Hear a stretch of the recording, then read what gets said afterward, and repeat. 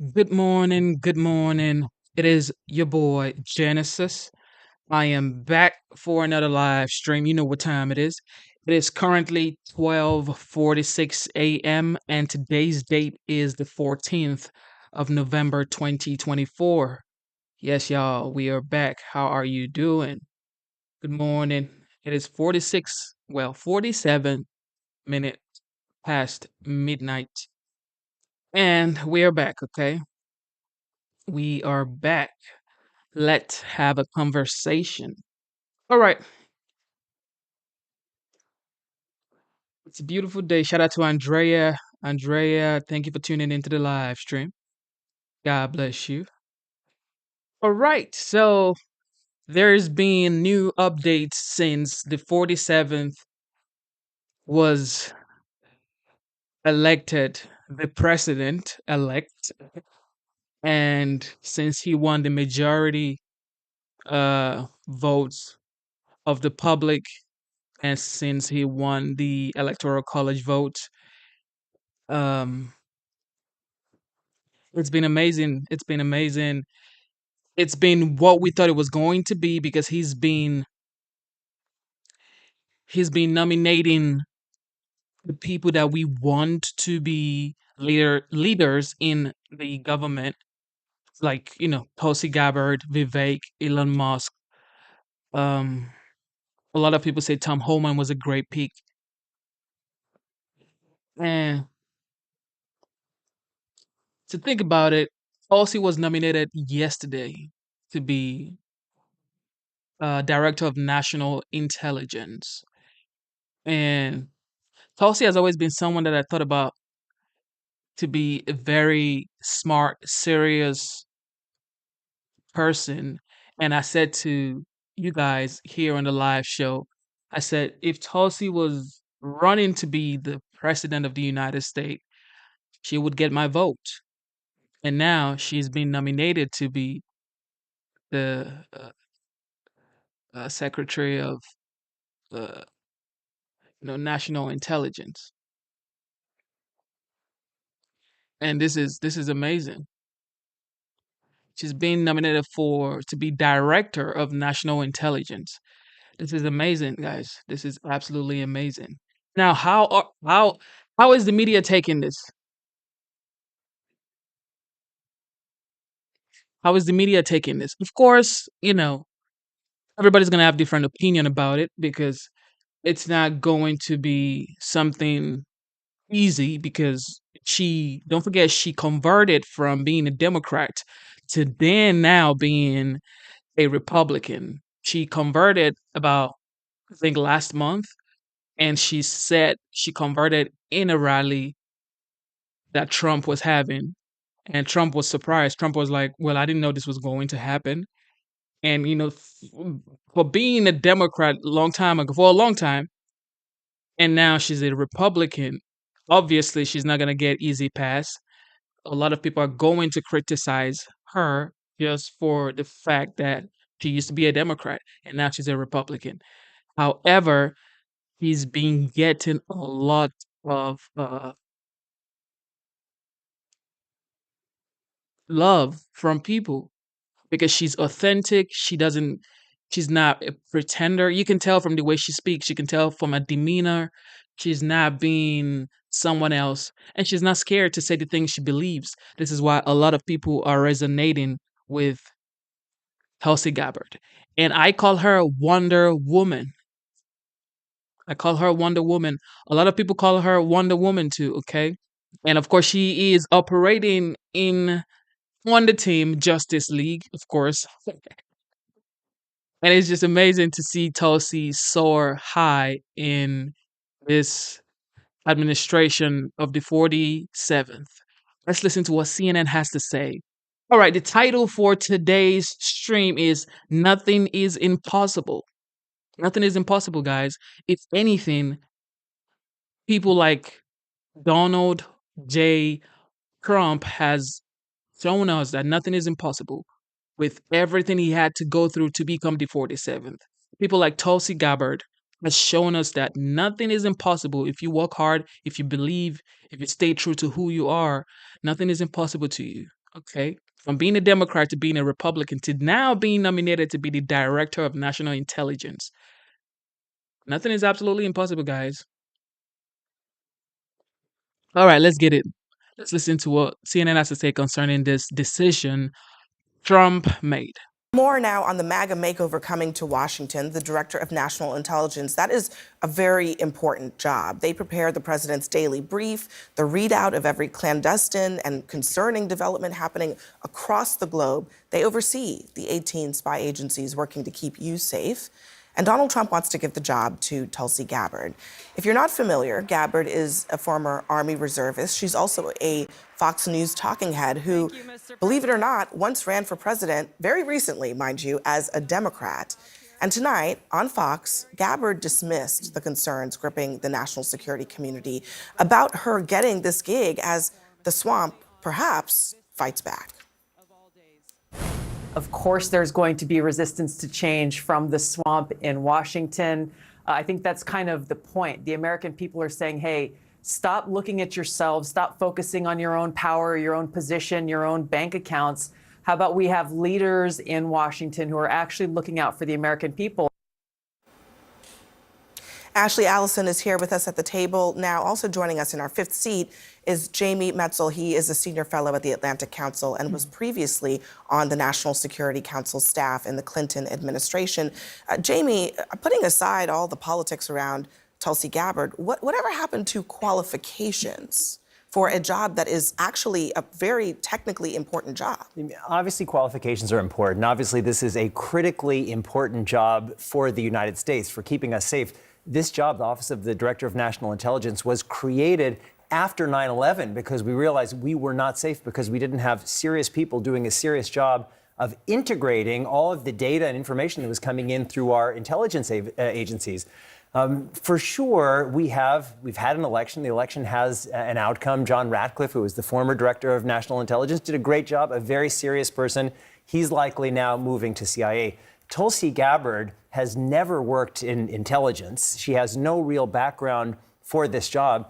And she has been a booster in many ways for Putin, Assad, Erdogan, people who are not at all friendly with the United States.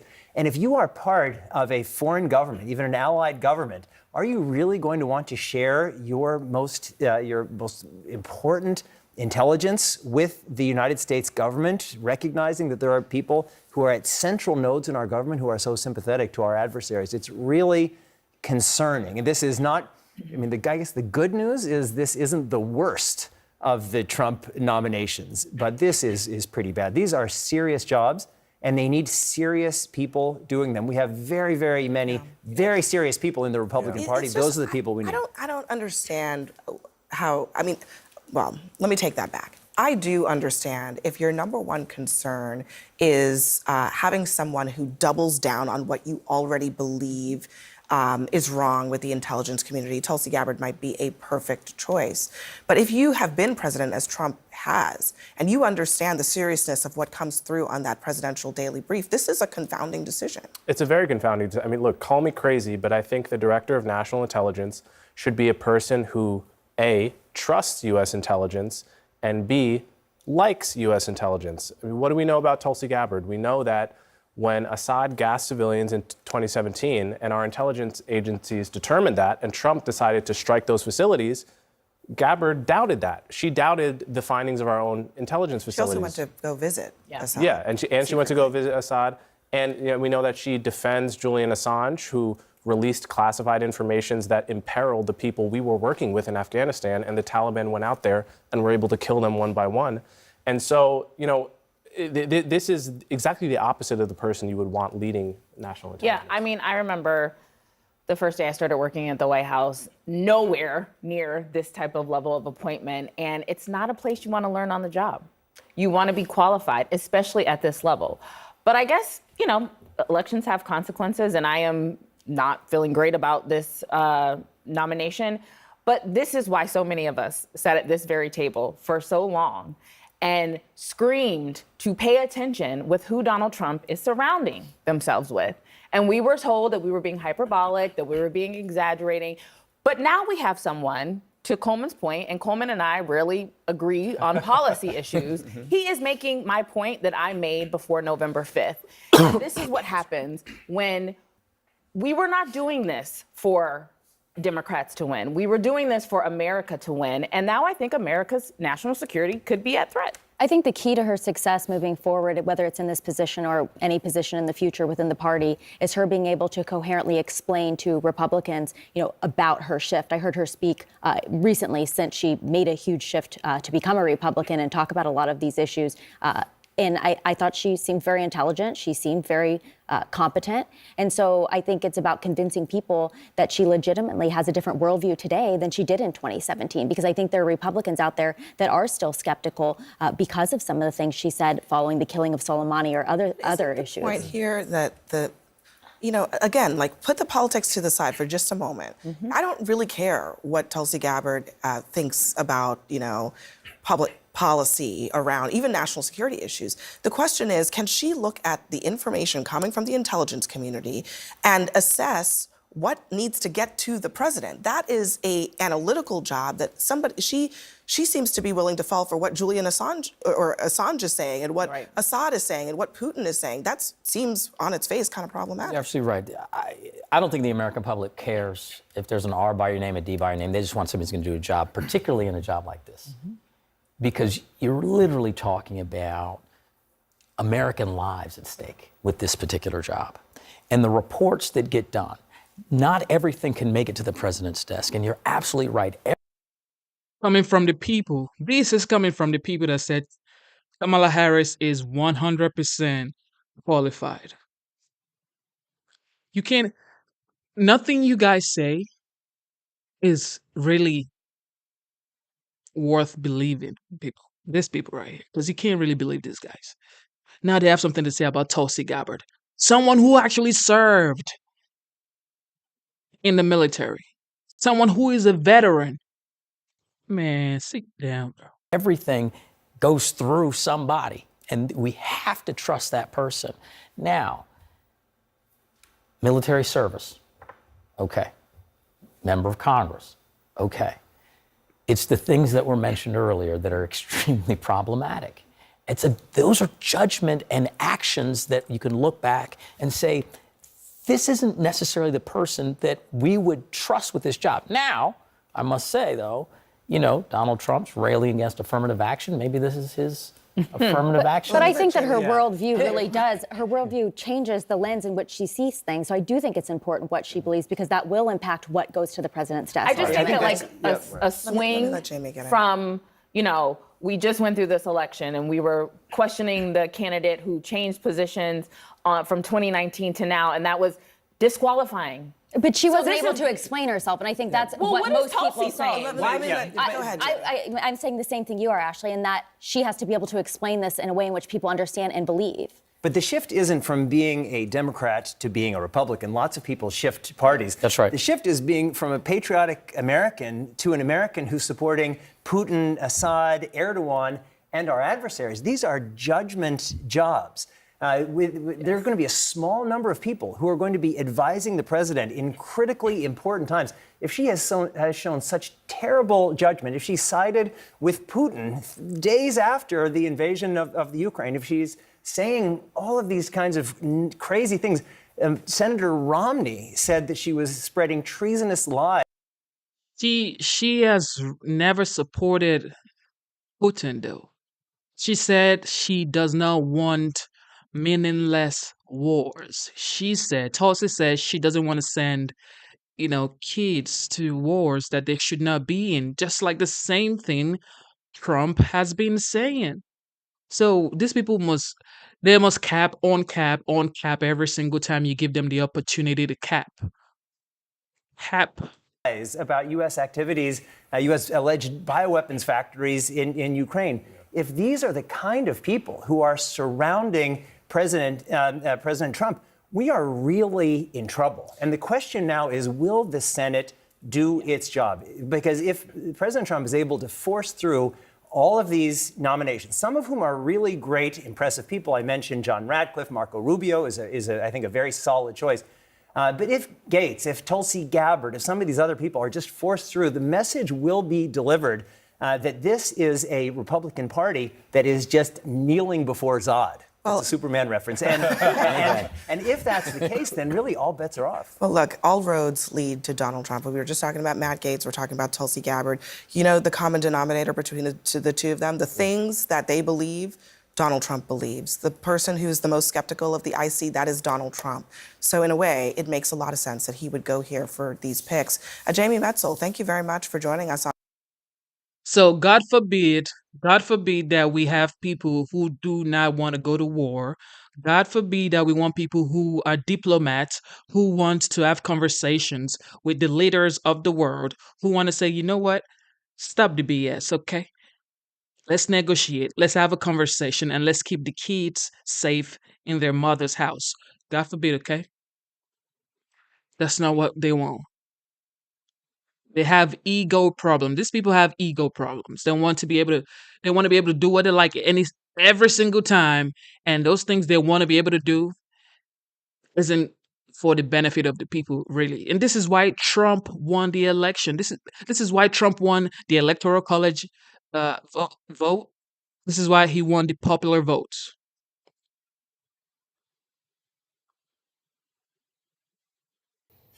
Here now, newly nominated Director of National Intelligence, Tulsi Gabbard. Well, first of all, congratulations, Tulsi. We're all very proud of you. Take us into the room or the airplane when this was offered to you. How did it go down? We had a great conversation and talked a little bit about the work that needs to be done. And I was grateful and honored to accept President Trump's offer to serve our country and support his objective to defend the safety, security, and freedom of the American people as the Director of National Intelligence. How do you think foreign capitals are taking your nomination and the nomination of other people in the national security apparatus? It's a good question. I think President Trump has already shown how active he has been in not waiting around for day one on January 20th or 21st, but he's already leading. He's already engaging with so many of these world leaders around the world on the phone constantly. And he's showing the kind of leadership that the American people voted for. Do you expect resistance from the inside? Because there was a lot of resistance in the first term. And how would you deal with that? The American people delivered quite an incredible mandate for change in this election, with the popular vote and the electoral vote overwhelmingly saying, hey, we want Donald Trump as president, and we've had enough of the Harris-Biden regime. Of course, there's going to be resistance to change from the swamp in Washington. I think that's kind of the point. The American people are saying, hey, stop looking at yourselves, stop focusing on your own power, your own position, your own bank accounts. How about we have leaders in Washington who are actually looking out for the American people? And on every issue across the board, that's really what it comes down to with what President Trump is trying to accomplish is we have to make sure that our government puts the interests of the American people first. How did you think the Biden meeting went today? It was interesting to see that Biden didn't seem to be able to stop smiling. For them to have sat there for what she said a couple hours and good. I'm glad that they sat there. They had a seemingly good conversation. President Trump, I'm sure, is eager to get to work and glad to be back there. What do you think Kamala's thinking right now? I can't even begin to venture how she's feeling right now. The amazing thing is what I hope the American people are feeling is a sense of hope. And frankly, Jesse, I've been heartened to see how engaged people continue to be, even though the election is over, that they're really looking forward to making sure that their voices are continued to be heard as we go through these next couple of months, as President Trump takes office, as he begins to lead this significant change in our government.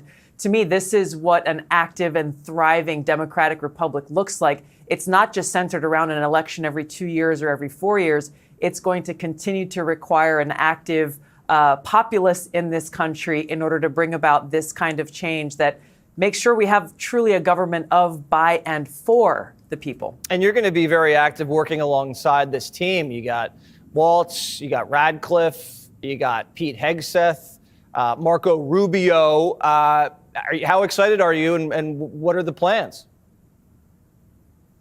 I think a lot of us, I think we're all eager to get to work. There is so much to be done.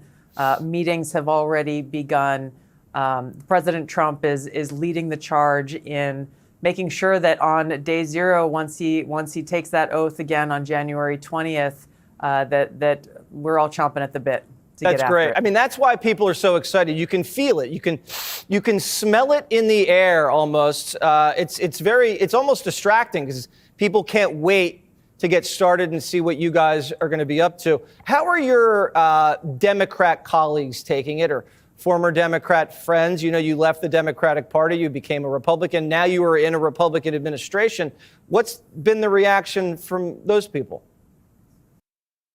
Thank you for tuning into the live stream. You know what time it is. Okay, so a lot of people may not know Tulsi Gabbard background. So Tulsi was born in April 12, 1981. She is an American politician. She is a United States Army Reserve officer and a political commentator. As you can see here, she served as a U.S. representative for Hawaii's 2nd Congressional District from 2013 to 2021 and was the first Samoan American member of Congress. Don't forget, she was the first Samoan American member of Congress. She started her political career in 2002 when she became the youngest, keyword, the youngest woman elected to the Hawaii state legislature at the age of 21 years old. What was I doing at 21? Shout out to Tulsi, man. She ran as a candidate in the 2020 Democratic presidential primaries. She left the Democratic Party in October 2022 to become an independent before joining the Republican Party in 2024. That's just like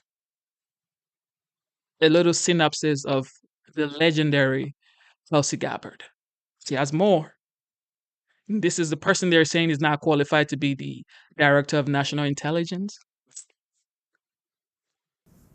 You know, Jesse, I'm actually pretty heartened. I've heard from some of my former Democrat colleagues who are still serving in office today, as well as some who've left and are no longer serving in the House or the Senate, reaching out and in what I hope could be and should be an effort for us to work together and put the American people first, to uphold, support, and defend the Constitution, and again, ensure the safety, security, and freedom of the American people. This should be the objective of every single member of the House and the Senate, every single person who works in our government.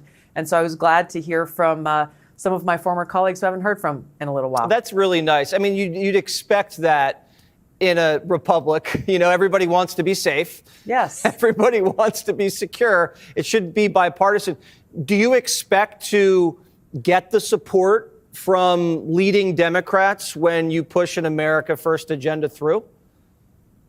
I would hope that we have elected leaders who have heard the American people in this election, even if it didn't turn out the way that they wanted, and recognize that this is our opportunity to come together as a country and put the American people first and work together in order to be able to accomplish that.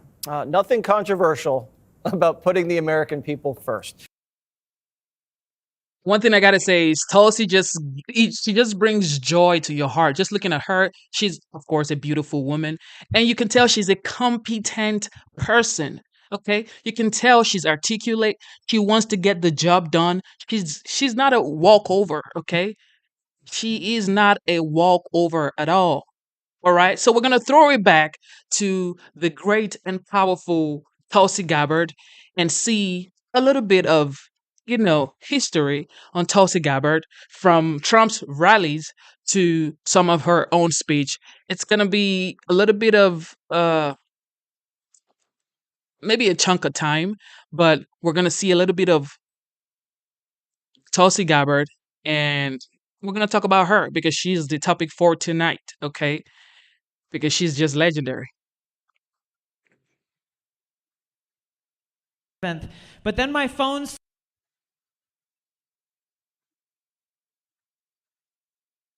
She just had so much common sense. You know, we're the party of common sense. I like to say it because it's true. Like, we don't want men playing in women's sports. We want to have borders. We want to have fair elections. You know, little things like that, common sense, right? But she's here tonight, and I'm going to just ask her to come up and say a couple of words. Tulsi Gabbard.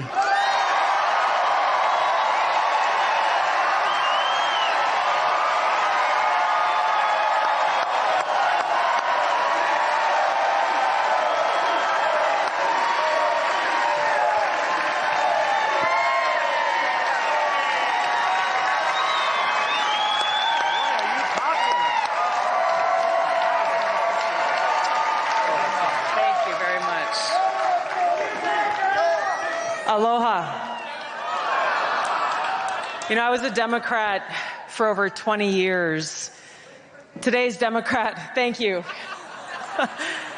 Today's Democrat Party is completely unrecognizable, which points to the clear choice that we have in this election today.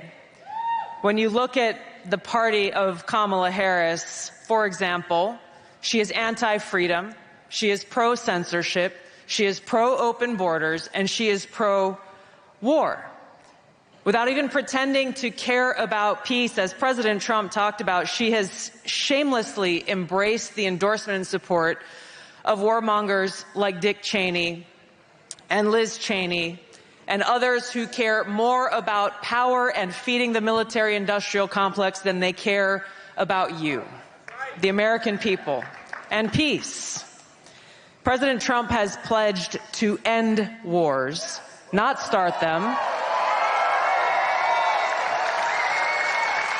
And this is why, in the eyes of the Kamala Harris-Dick Cheney Democrat Party, they will do everything possible to try to destroy him. You'll see how they have weaponized the federal government. They have weaponized law enforcement, the Department of Justice.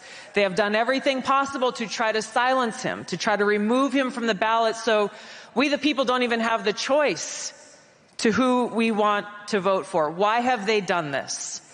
Because this man has the courage to take them on and root out the deep rot of corruption in the swamp in Washington.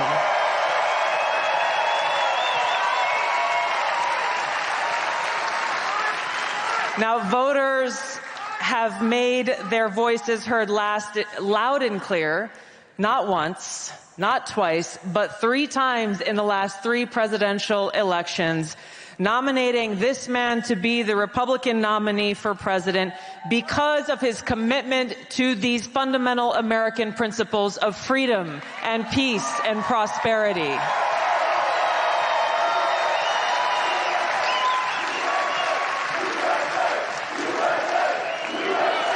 USA.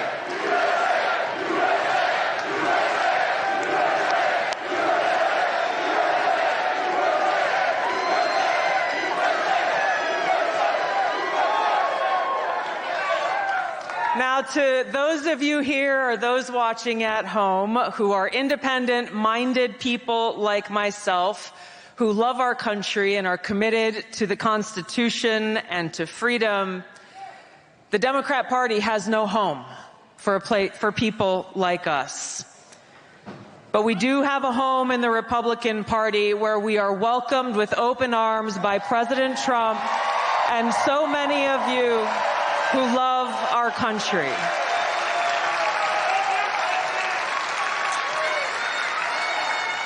And it is because of my love for our country, and specifically because of the leadership that President Trump has brought to transform the Republican Party and bring it back to the party of the people and the party of peace, that I'm proud to stand here with you today, President Trump, and announce that I'm joining the Republican Party.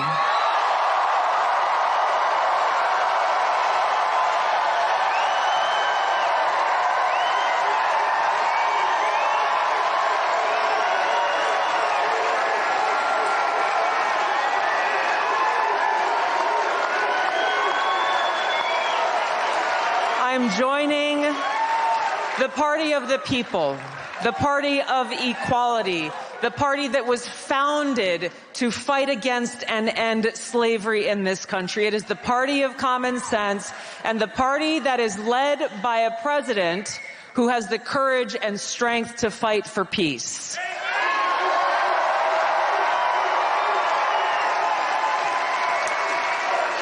So, as we stand here today, we have 14 days until the most historic election of our lives. And my message to my fellow Americans, regardless of your political affiliation, now is the time for us to stand together to save our country. There is nothing less than that that's on the line. A vote for President Trump is a vote for a big open tent party that welcomes people from all backgrounds and all walks of life. A vote for President Trump is a vote to express our deep love for our country and our appreciation for our God-given rights and freedoms enshrined in the Constitution. A vote for President Trump is a vote for secure borders and safe communities, and a vote for President Trump is a vote for peace here in America and around the world.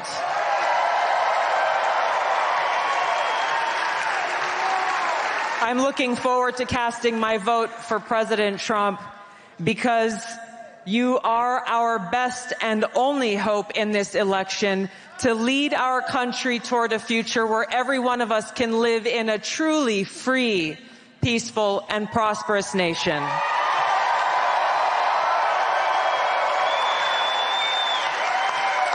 Every single vote will count. This is our opportunity to vote for freedom, to vote for peace, to vote for America, and vote for President Trump to go back to the White House and make America great again. Thank you so much.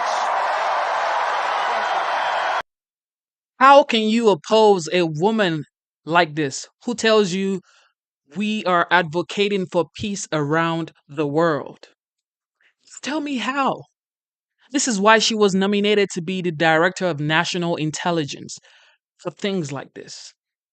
Articulate, smart, fierce woman. Man, double tap your screen to give this video a like and subscribe to the channel, man.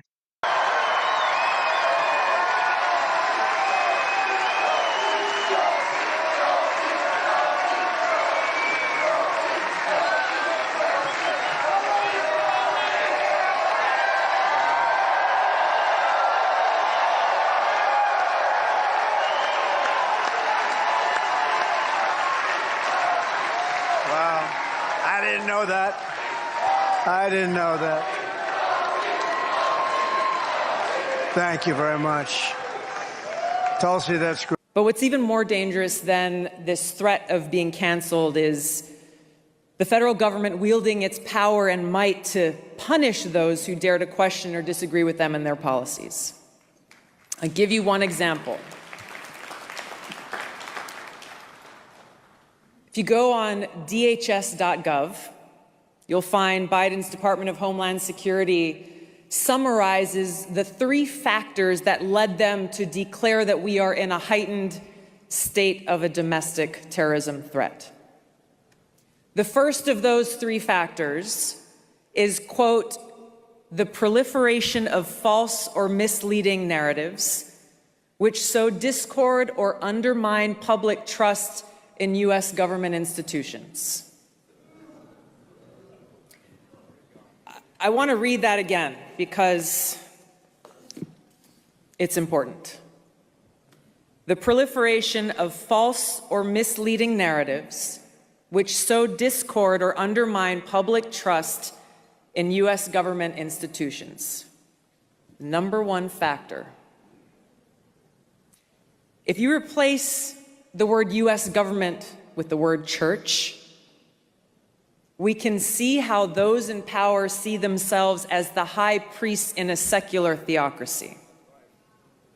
This explains why they see those who disagree with them as heretics. And so it's not surprising that those who reject their leadership or views, these are the people who are targeted by Biden's attorney general as domestic terrorists, simply for holding anti-authority views. Basically, what they're telling us is you are an enemy of the state if you dare to oppose or even question the president, his administration, or his policies. Shut up, step back, fall in line, or we're coming after you. This isn't some theory. This is reality. And this is a reality we're seeing play out in Canada as we speak.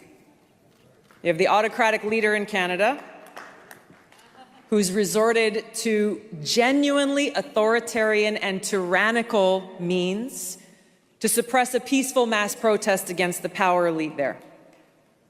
Everything that we see happening up north, everything from the execution of emergency powers to the freezing of bank accounts, the seizure of children from parents, the destruction of livelihoods and small businesses, all of these things could happen here.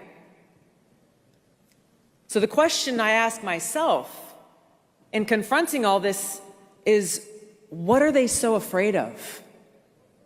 Who are they afraid of? You know the answer. It's simple. They're afraid of us. They're afraid of a free people. They're afraid of a free society. I've got to believe that Thomas Jefferson was thinking about these cowardly, fearful leaders when he said they prefer the calm of despotism to the boisterous sea of liberty. They're afraid of the freedom that empowers each and every one of us to seek the truth, to speak freely, to question their decisions and their authority. They're afraid of losing power, knowing full well the intent of our founders when they wrote in the Declaration of Independence that governments are instituted among men, deriving their just powers from the consent of the governed, and that whenever any form of government becomes destructive of these ends, it's the right of the people to alter or abolish it and institute a new government. A government of the people, by the people, and for the people.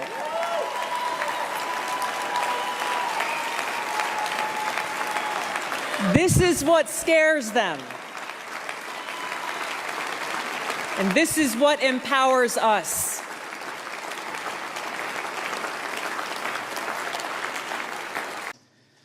The threat big tech monopolies pose to our democracy is real and serious. I've had personal experience with this. After the first Democratic primary presidential debate in 2019, I was the most searched candidate of the night. Unfortunately, and suddenly, my Google Ads account was mysteriously suspended without any notice or explanation. There were no responses to our multiple attempts to resolve whatever problem could have caused this.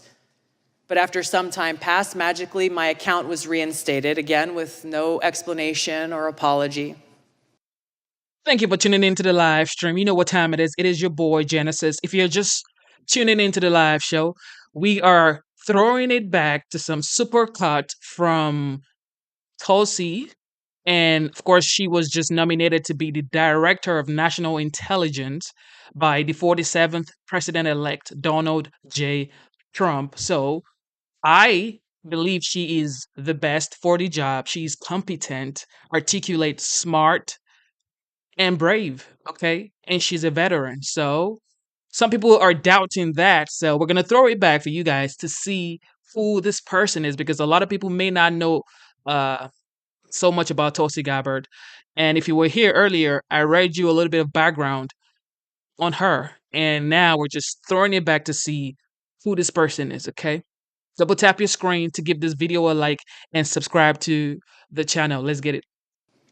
But their actions limited my ability to connect with voters who were actively seeking more information about my candidacy and why I was offering to serve them as President and Commander-in-Chief. This has not only happened to me, it's happened to other candidates running for various offices. Joe Kent, running for Congress in Washington State, is one I know personally of.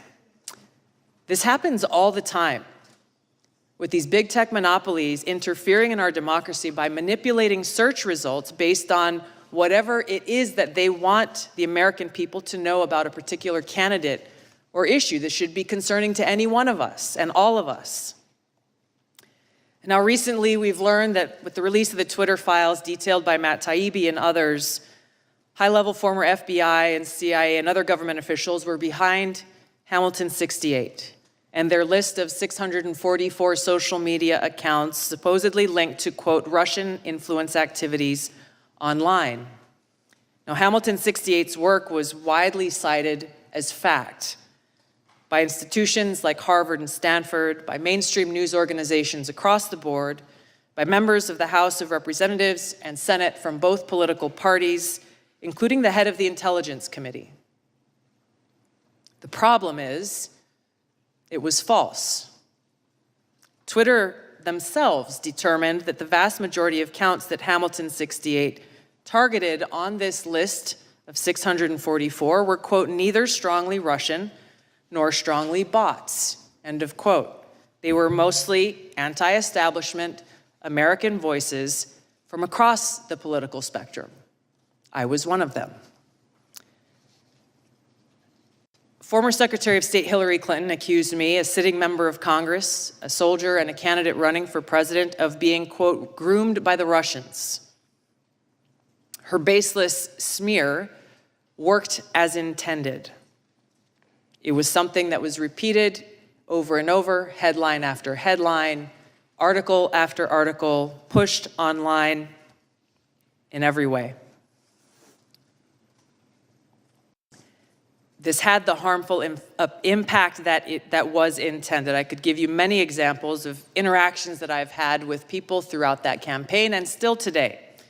But I remember one in particular that had an impact. Just weeks after this statement was made, I was in South Carolina at a campaign event when an elderly woman came up to me, and I could tell that she was very disturbed. She came up and she put her hands on my shoulders and she looked into my eyes, her eyes welling up, hands shaking, and she said, "Look me in the eyes. I need to know if you are working for Putin." She was serious. I couldn't believe it. I looked her straight back in the eyes and expressed to her from my heart how much I love this country so much that I'm willing to die for it.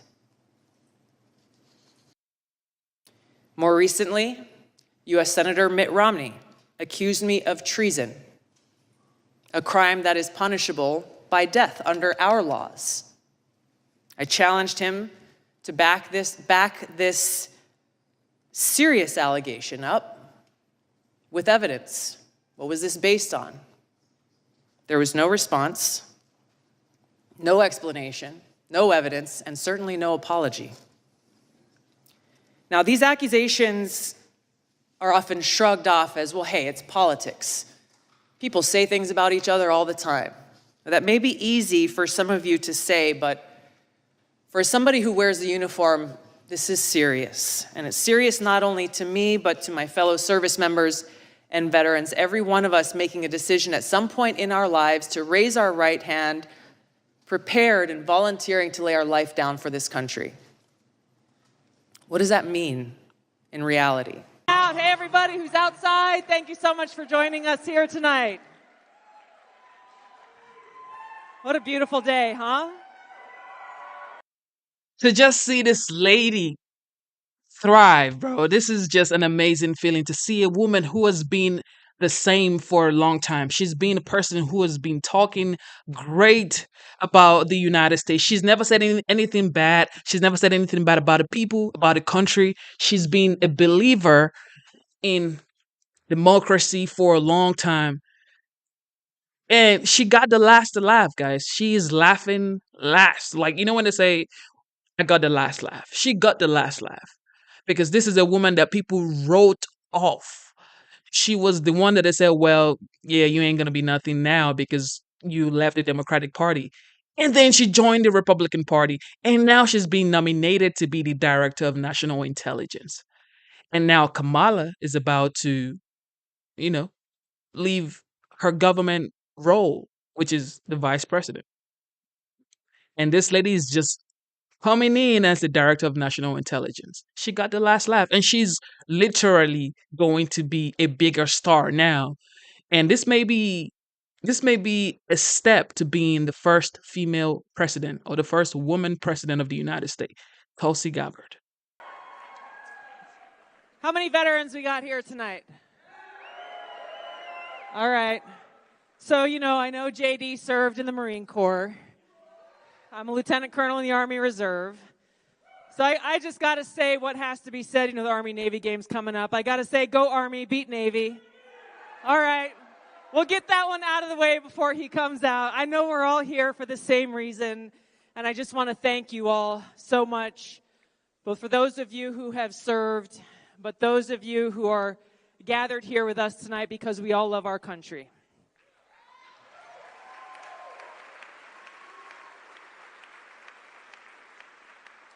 I think throughout our lives, we understand the important responsibility, the most important responsibility that any president has is to serve as commander-in-chief.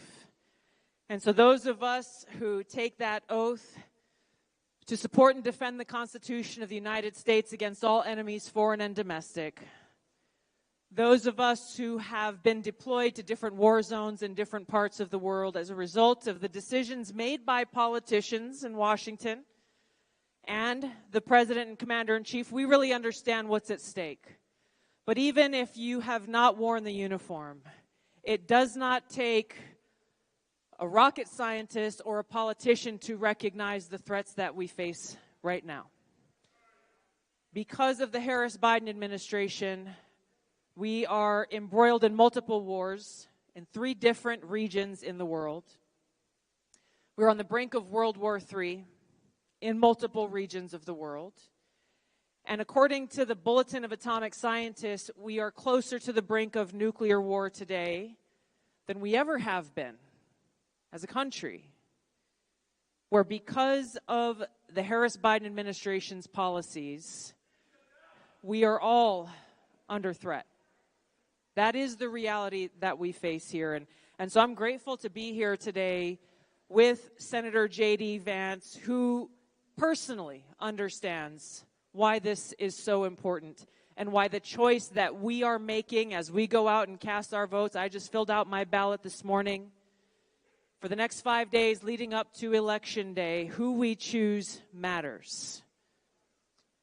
I don't know about you, but I about fell out of my seat when I saw Kamala Harris look directly into that camera during the presidential debate, standing next to President Trump, saying with great confidence and conviction that for the first time in a century, not a single active duty service member was deployed into a combat zone anywhere in the world.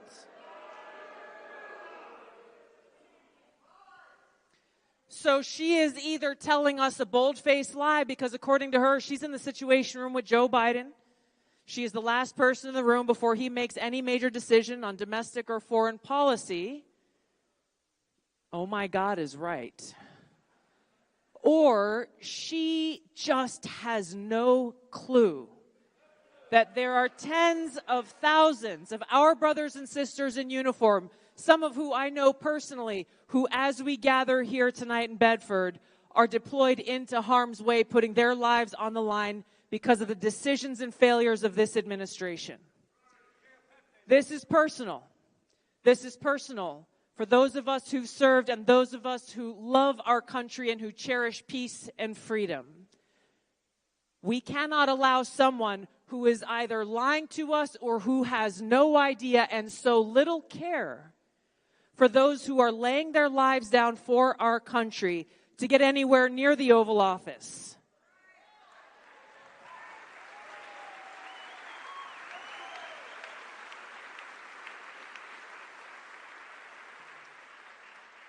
So while Kamala Harris and Joe Biden are busy smearing and attacking, and Hillary Clinton, Barack Obama, they are so busy calling President Trump every name in the book, accusing those of us who proudly stand in support of him and his mission to get back in the White House to save our country. They call us garbage. They call us deplorables. They call us neo-Nazis, but we are on a no-fail mission, which is why we're here tonight.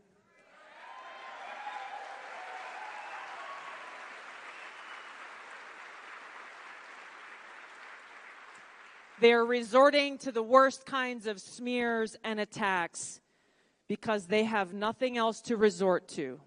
They have a record of failure over the last 4 years in the White House. And when you look at the facts, take away the noise, you take away the rhetoric, when you look at the facts, you have 4 years of failure on every metric under Kamala Harris and Joe Biden, and under President Trump's 4 years in office on the very same metrics we have 4 years of success. And that's what we need in the White House right now is President Trump and J.D. Vance to go and fix what Kamala Harris has broken. So without further ado, let's welcome your next Vice President of the United States, Senator J.D. Vance. Aloha. That's what I'm talking about. Thanks so much, Larry. She's just refreshing Thanks, to Matt, listen Mercy, to. And just thanks all of you for your kind and warm welcome. You are making me feel right at home.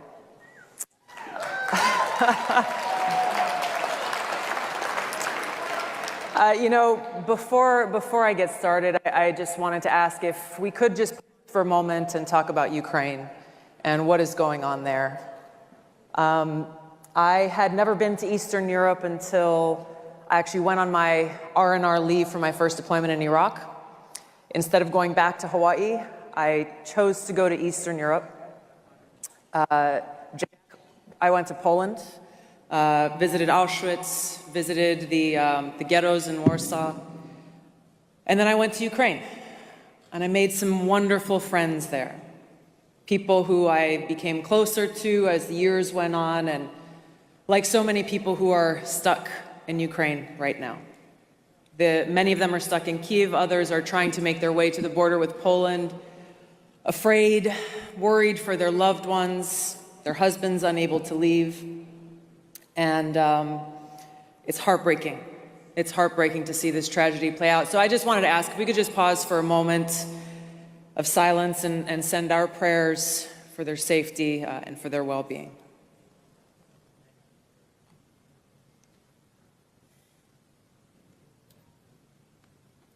Thank you.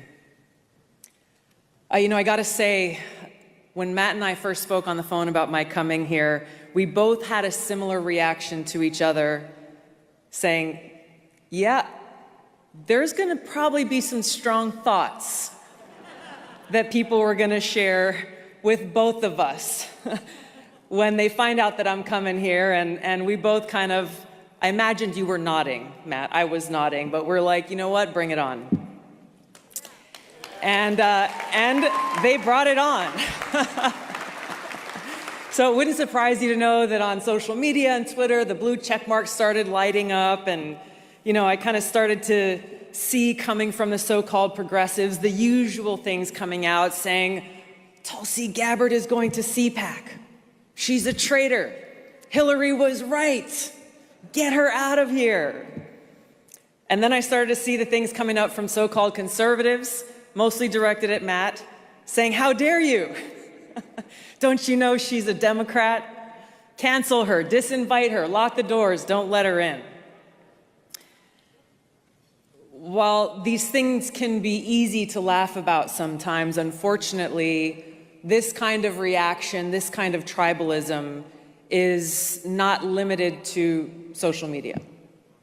It is something that's happening far too often and far too common across our country, where one section of our country sticks to our own tribe. We only hang out with and listen to and talk to people who we agree with, and we turn our backs and reject anyone who is not part of that tribe. But this kind of tribalism is dangerous, and it's emblematic of an erosion of a spiritual foundation in this country. It's emblematic of this lack of recognition that we are all God's children, that we are one nation under God. And knowing that inspires us. It inspires us to look within and find that fundamental respect and care that we should have for one another. And so when I came out here, I said aloha because this is what aloha really means. Everyone's heard the word aloha. Most people think it means hello and goodbye, but there's a reason why we greet each other with aloha, and it's because of the deeper meaning there where it says, I recognize that we are all children of God, and I come to you with respect. And I come to you with this heartfelt love that no matter where we come from, the color of our skin, our religion, or even our politics, we respect each other in that spirit of aloha.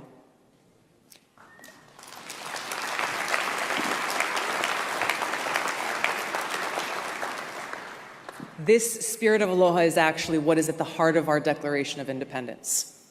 It is what is the foundation of our Constitution. When we say we hold these truths to be self-evident, that all men are created equal, that they are endowed by their Creator with certain unalienable rights, that among these are life, liberty, and the pursuit of happiness. Our freedom comes from God, not from any other person, not from anyone in government. Our freedom comes from God, and to recognize others as children of God is to appreciate that we belong to God and no one else. So naturally, therefore, no one has the right to take away that intrinsic freedom which God has given us. This is the foundation of the social construct of the United States of America. This is what is at the foundation of our Constitution. And you heard a lot from Glenn tonight about the First Amendment, about free speech, about the Bill of Rights.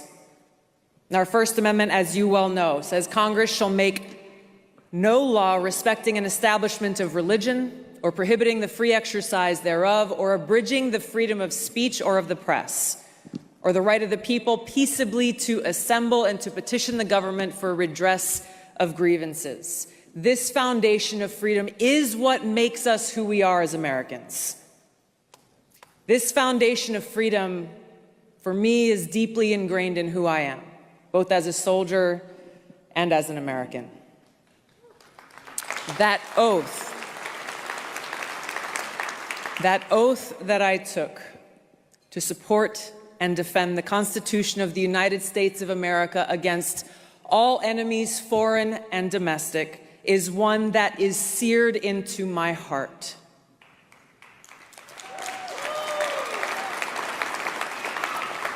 Now, I know we have many veterans here in the hall tonight, many who are watching from home, those of you who have worn or still wear the uniform. You know exactly what I'm talking about.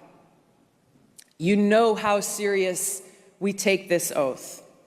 And like the many great Americans that we've had the privilege of serving alongside, the great Americans who have come before us, upon whose shoulders we stand, we are united in this unwavering commitment to freedom. We recognize that while we may disagree with what you say, we are willing to lay our lives down to defend your right to say it. That is freedom.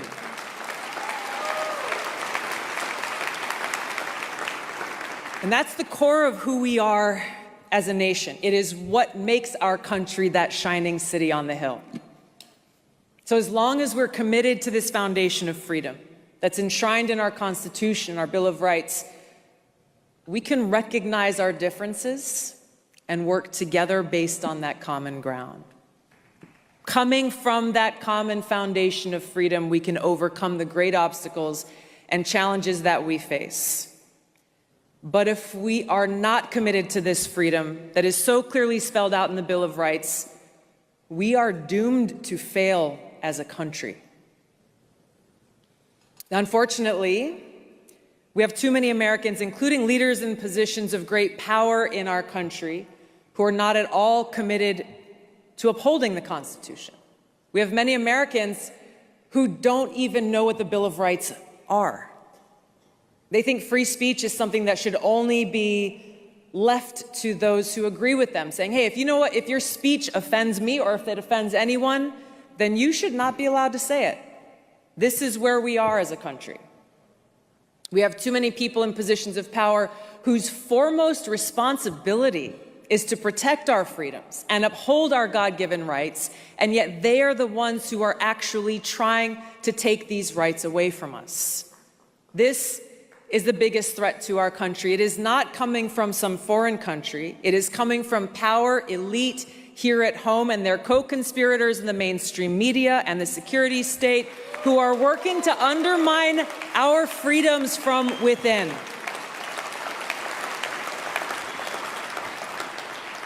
Now, just the latest strategy and tactic that they're using is to try to undermine our free speech by taking it upon themselves to say they've got the responsibility to protect us from so-called misinformation.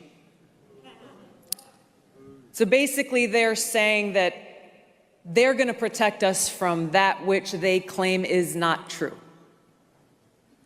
The notion that we must just blindly accept and follow as truth that which the government or those in power tells us is true goes against the very essence of our Constitution and Bill of Rights. This was created as a resounding rejection of the reign of kings and churches and authorities. There's a reason the preamble of the Constitution begins with, "We the people." There's a reason our Declaration of Independence says that to secure these rights, governments are instituted among men, deriving their just powers from the consent of the governed. Why is it important that we say these words? Why is it important that we remember them, that we actually understand why they serve as the bedrock of this country? The reason why it's important is because in defiance of the Constitution, we now have leaders in our government working with their mouthpieces in the mainstream media and big tech, doing exactly what our founders rejected. And they're doing so backed by the most lethal force on earth, as they appoint themselves as the sole authority and voice of truth, of information. They get to decide what is true and what is false. They get to decide what is information or misinformation. And they expect we, the people, to just blindly accept and follow. This is where we're at today. It is in direct opposition to the Constitution that the power elite is actively suppressing voices, opinions, and information that they don't like. That those who dare to even question the authority are accused of spreading misinformation and are therefore targeted and smeared and canceled and silenced. We've seen their playbook over and over again. Discredit and censor anyone who challenges them. Why? Because they know that their propaganda will not hold up to scrutiny. That rather than engage in debate on substance or even answer very simple questions about their policies, they instead immediately resort to smears and name-calling. I'm sure you've heard them all before. I certainly have, like today. Tito's got his hand raised. Russian asset, white supremacist, bigot, racist, extremist, traitor. But what's even more dangerous than this threat of being canceled is the federal government wielding its power and might to punish those who dare to question or disagree with them and their policies. I'll give you one example. If you go on dhs.gov, you'll find Biden's Department of Homeland Security summarizes the 3 factors that led them to declare that we are in a heightened state of a domestic terrorism threat. The first of those 3 factors is, quote, the proliferation of false or misleading narratives, which sow discord or undermine public trust in U.S. government institutions. I want to read that again because it's important. The proliferation of false or misleading narratives which sow discord or undermine public trust in U.S. government institutions. Number 1 factor. If you replace the word U.S. government with the word church, we can see how those in power see themselves as the high priests in a secular theocracy. This explains why they see those who disagree with them as heretics. And so it's not surprising that those who reject their leadership or views, these are the people who are targeted by Biden's attorney general as domestic terrorists, simply for holding anti-authority views. Basically, what they're telling us is you are an enemy of the state if you dare to oppose or even question the president, his administration, or his policies. Shut up, step back, fall in line, or we're coming after you. This isn't some theory. This is reality. And this is a reality we're seeing play out in Canada as we speak. You have the autocratic leader in Canada who's resorted to genuinely authoritarian and tyrannical means to suppress a peaceful mass protest against the power elite there. Everything that we see happening up north, everything from the execution of emergency powers to the freezing of bank accounts, the seizure of children from parents, the destruction of livelihoods and small businesses, all of these things could happen here. So the question I ask myself in confronting all this is, what are they so afraid of? Who are they afraid of? You know the answer. It's simple. They're afraid of us. They're afraid of a free people. They're afraid of a free society. Now, I've got to believe that Thomas Jefferson was thinking about these cowardly, fearful leaders when he said they prefer the calm of despotism to the boisterous sea of liberty. They're afraid of the freedom that empowers each and every one of us to seek the truth, to speak freely, to question their decisions and their authority. They're afraid of losing power, knowing full well the intent of our founders when they wrote in the Declaration of Independence that governments are instituted among men, deriving their just powers from the consent of the governed, and that whenever any form of government becomes destructive of these ends, it's the right of the people to alter or abolish it and institute a new government. A government of the people, by the people, and for the people.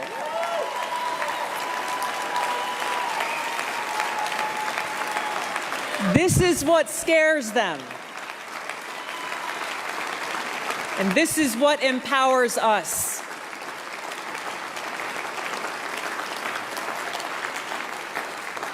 So I want to ask you, join me in pausing for a second as we step into an alternate universe, one where our leaders actually took their oath of office to the Constitution seriously, one where they really cared about us and our security and our freedom.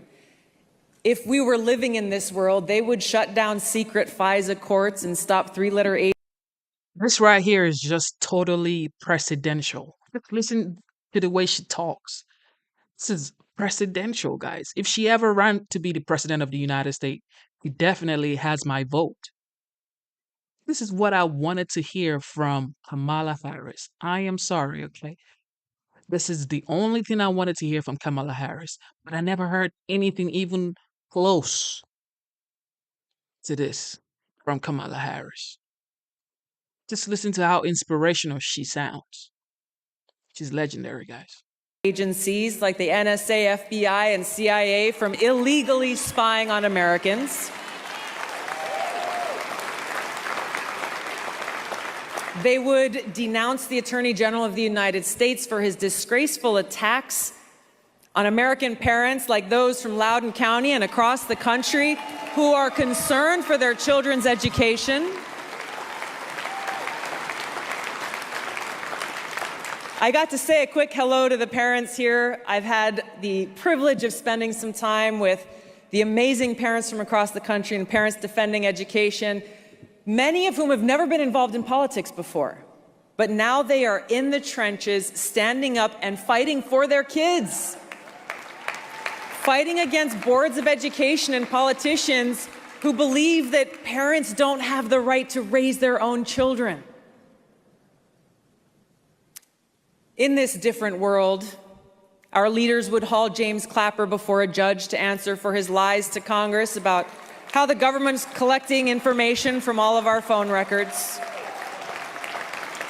And they would support the Durham investigation into Clinton corruption in 2016 and beyond and make sure that those responsible are held accountable.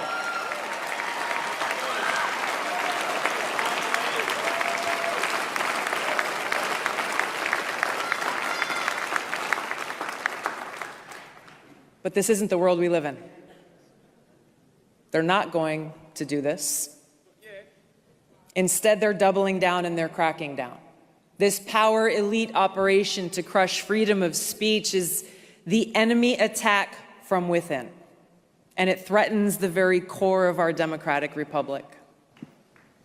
It's a complete betrayal of the vision that our founders had for this country, and it is a direct attack on the mission laid out in the Declaration of Independence, where instead of a government ordained to secure these rights, we now face a government determined to take them away. This is not hyperbole. Think about the impact of this from a practical perspective. How can we vote, let's say, to choose a president when we do not have the freedom to actively participate in the marketplace of ideas? We don't have the freedom to share our opinion, to listen to other perspectives, to ask questions, to challenge the establishment narrative, and then assess, consider our options, and make our own informed decisions about who we want to take on that awesome responsibility and serve this country as commander-in-chief. We can't do this as long as we live in a society that's filled with intimidation and fear of being targeted, of being canceled, being intimidated into self-censoring just because we don't want to lose our jobs so that we can provide for our families. And this is the point. What makes it even worse is they're saying they're doing it for us. They're saying that they want to protect us people from being exposed to misinformation, which really reveals how they actually feel about us, how little they respect the American people. That what they're saying is, you know what?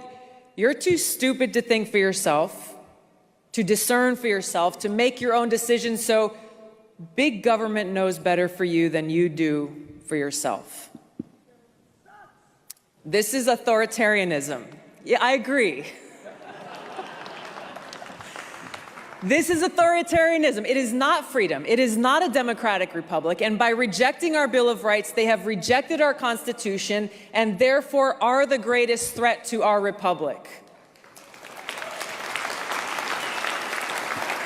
And therein lies the hypocrisy of the Biden-Clinton neocon, neo-lib establishment foreign policy of misusing our military men and women by sending them out to be the policemen of the world, overthrowing dictators we don't like while turning a blind eye to the ones that we do, all in the name of spreading democracy and defeating autocracy. But they're hypocrites. They proclaim that we must go to war to spread democracy and freedom while they actively work to undermine our democratic republic and our freedoms right here at home. And they use crises, emergencies, times of war, whether it's a Cold War or a hot war, to embolden the security state and infringe on our liberties and rights. We saw it with the Patriot Act. We saw it with COVID. We're seeing it happening now in the name of democracy as, again, our government works with big tech to censor misinformation about what's going on with Russia's war with Ukraine.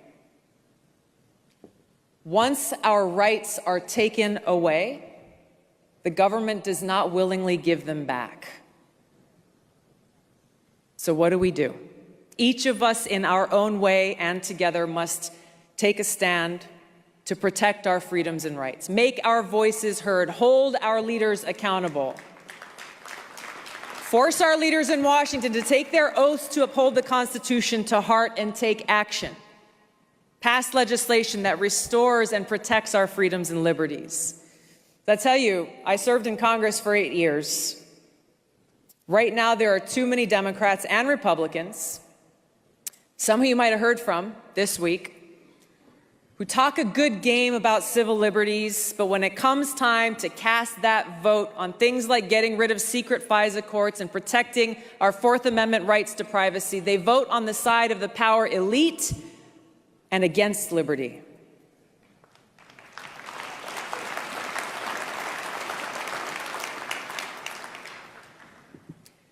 But as we look forward, we can take heart in knowing that our path will be lit by the fire of freedom that burns brightly in the hearts of Americans in every community, every home, every church, every classroom all across this country, in small towns and in big cities, where we have decided that we belong to no one but God. We are not subjects or slaves of those who govern. And by God's grace, we are free. And we will fight to remain free. Thank you so much for having me here today. May God bless you. May God bless America. Aloha. Those will be entered, and we'll get those from you, Senator Johnson. We now turn to our former colleague, the former Democrat member from the great state of Hawaii, Congressman Gabbard. Thank you very much, Chairman Jordan, Ranking Member Plaskett, and members. Aloha. Thank you for the opportunity to be here to speak with you today. Benjamin Franklin said, "Without freedom of thought, there can be no such thing as wisdom and no such thing as public liberty without freedom of speech." I love our country and I cherish our God-given freedoms that are enshrined in the Constitution. Like every one of you, I took an oath, both as a soldier and as a member of Congress, to support and defend the Constitution of the United States against all enemies, foreign and domestic. Now, I've had the privilege of serving alongside many of you in Congress for 8 years, representing the people of Hawaii's 2nd Congressional District, serving on the Armed Services and Foreign Affairs committees. I'm honored to be able to continue to serve as a Lieutenant Colonel in the U.S. Army Reserves now for almost 20 years, where during that time I deployed to 3 war zones and participated in multiple overseas training exercises, where I had the opportunity to see firsthand what life is like in countries where there is no First Amendment, where there is no free press, where government deems itself to be the moral arbiter to its people, dictating to them what is right and wrong, what can and cannot be said, who can speak, who cannot, who is free to worship, and who is not. Now, our founders understood the importance of enshrining our God-given freedoms in the Constitution and Bill of Rights to ensure that no matter which party or person may be in power at any given time, our founding documents serve as a reminder of these freedoms that are guaranteed to every American. Thomas Paine said, "He that would make his own liberty secure must guard even his enemy from opposition. For if he violates this duty, he establishes a precedent that will reach to himself." We cannot be so short-sighted as to thinking silencing speech that we don't like today will not result in our own voices being silenced tomorrow. The work that you've all been charged with in this committee affects all Americans, and it is too important to allow it to fall victim to partisan politics. No matter how deep your differences, we must all agree to stand on the side of liberty. Unfortunately, right now we live in a country where many Americans are afraid to speak freely, afraid to express themselves, afraid to actually have real open dialogue and debate, afraid of losing their job, being canceled, or being accused of a crime, which could happen if recently introduced legislation criminalizing so-called hate speech is passed into law, speech that, no matter how abhorrent, is still protected under the First Amendment. Now, this fear and this culture of fear and self-censorship is not unfounded. We have individuals in our government often working through their arms in the mainstream media and big tech, doing exactly what our founders rejected, trying to control what we, the people, are allowed to see and say under the guise of protecting us from so-called misinformation or disinformation. Now, of course, they appoint themselves as the sole authority and voice of truth, of information, backed by the most lethal force on earth, with the power to target anyone they deem a threat. They alone are the ones, self-designated, who get to decide what is true and what is false, what is information and what is misinformation or disinformation. They say they're doing this for us, that they're doing this for our own good, to protect the people. But in reality, the truth is they think that we're too stupid to think for ourselves, too stupid to discern for ourselves and to draw our own conclusions. Now, the idea that we must just blindly accept whatever the government or those in power tell us is true goes against the very essence of our Constitution and Bill of Rights, which were created as a resounding rejection of the reign of kings, churches, and authorities. They tell us we must blindly trust them or face the consequences, even though our government has a long history of lying to us, the American people. Just to cite a few examples, we were lied to about the weapons of mass destruction in Iraq, which spurred the war that I and so many others served in and so many others sacrificed their lives in. They lied for almost 2 decades, claiming success in Afghanistan, when in fact we saw failure after failure after failure, coming at a great cost to this country. We saw lies about Vietnam that were revealed in the release of the Pentagon Papers. We saw lies about our own government illegally surveilling Americans. These are just a few examples. There are many more. Ranking Member Plaskett talked in her opening comments about how individuals in the FBI also throughout our country's history have abused their power, weaponizing those agencies to advance their own political interests. This is not and cannot be reduced to a partisan fight. The stakes are too high. We all must recognize our own responsibility to stand against such abuses. But as we sit here today, the danger is that if we choose to reject or challenge whatever those in power declare is the so-called truth, we are accused of being anti-authority. We are accused of being a danger to society, accused of spreading misinformation, and are then targeted, smeared, and called things like Russian asset, white supremacist, bigot, racist, sexist, extremist, traitor, and so on. More dangerous than any baseless smear, our own government institutions, which exist to serve the people, they are being weaponized against us. The Department of Homeland Security declared a heightened domestic terrorism threat due to 3 factors, the first of which is, quote, the proliferation of false or misleading narratives which sow discord or undermine public trust in U.S. government institutions, end of quote. They are the ones who get to decide what those false or misleading narratives are. Former CIA Director John Brennan said in 2021 that, quote, members of the Biden team are now moving in laser-like fashion to try to uncover as much as they can about what looks very similar to insurgency movements that we've seen overseas. An unholy alliance frequently of religious extremists, authoritarians, fascists, bigots, racists, nativists, and even libertarians. End of quote. Attorney General Garland charged his newly created domestic terrorism unit with targeting those who hold, quote, anti-authority views. That included parents who dared to protest at Board of Education meetings, concerned and standing up for the right for themselves to have a say in their children's education. A draft copy of the Department of Homeland Security Quadrennial Homeland Security Review outlined their intent to target quote unquote inaccurate information on a whole host of topics, to include the origins of COVID, vaccines, the U.S. withdrawal from Afghanistan, and U.S. support to Ukraine. Their misinformation, disinformation, and malinformation team exists to, quote, counter all types of disinformation. Once again, they get to determine what this disinformation is. Meta CEO Mark Zuckerberg revealed on the Joe Rogan Experience podcast recently that Facebook limited the exposure of the New York Post Hunter Biden laptop story just weeks ahead of the 2020 election, only after talking with the FBI. Twitter took similar action, but they recently apologized for doing so, recognizing that their decision was wrong. The cozy relationship between White House officials, the Department of Homeland Security, the FBI, and big tech is now well documented and results in private companies not restricted by the First Amendment doing the dirty censorship work of those in government who are not legally allowed to do so themselves. The threat big tech monopolies pose to our democracy is real and serious. I've had personal experience with this. After the first Democratic primary presidential debate in 2019, I was the most searched candidate of the night.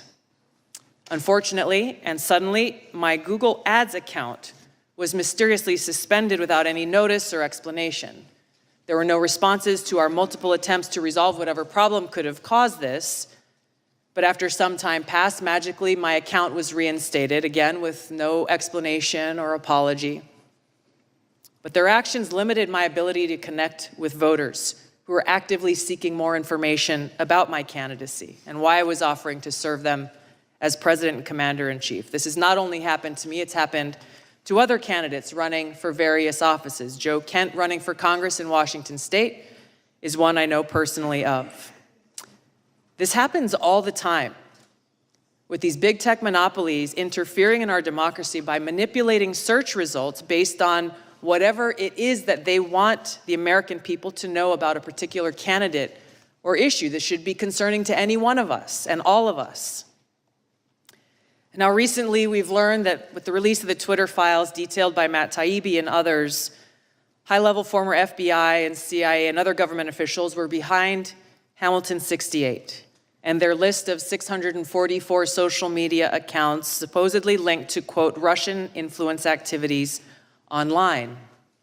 Now, Hamilton 68's work was widely cited as fact by institutions like Harvard and Stanford, by mainstream news organizations across the board, by members of the House of Representatives and Senate from both political parties, including the head of the Intelligence Committee.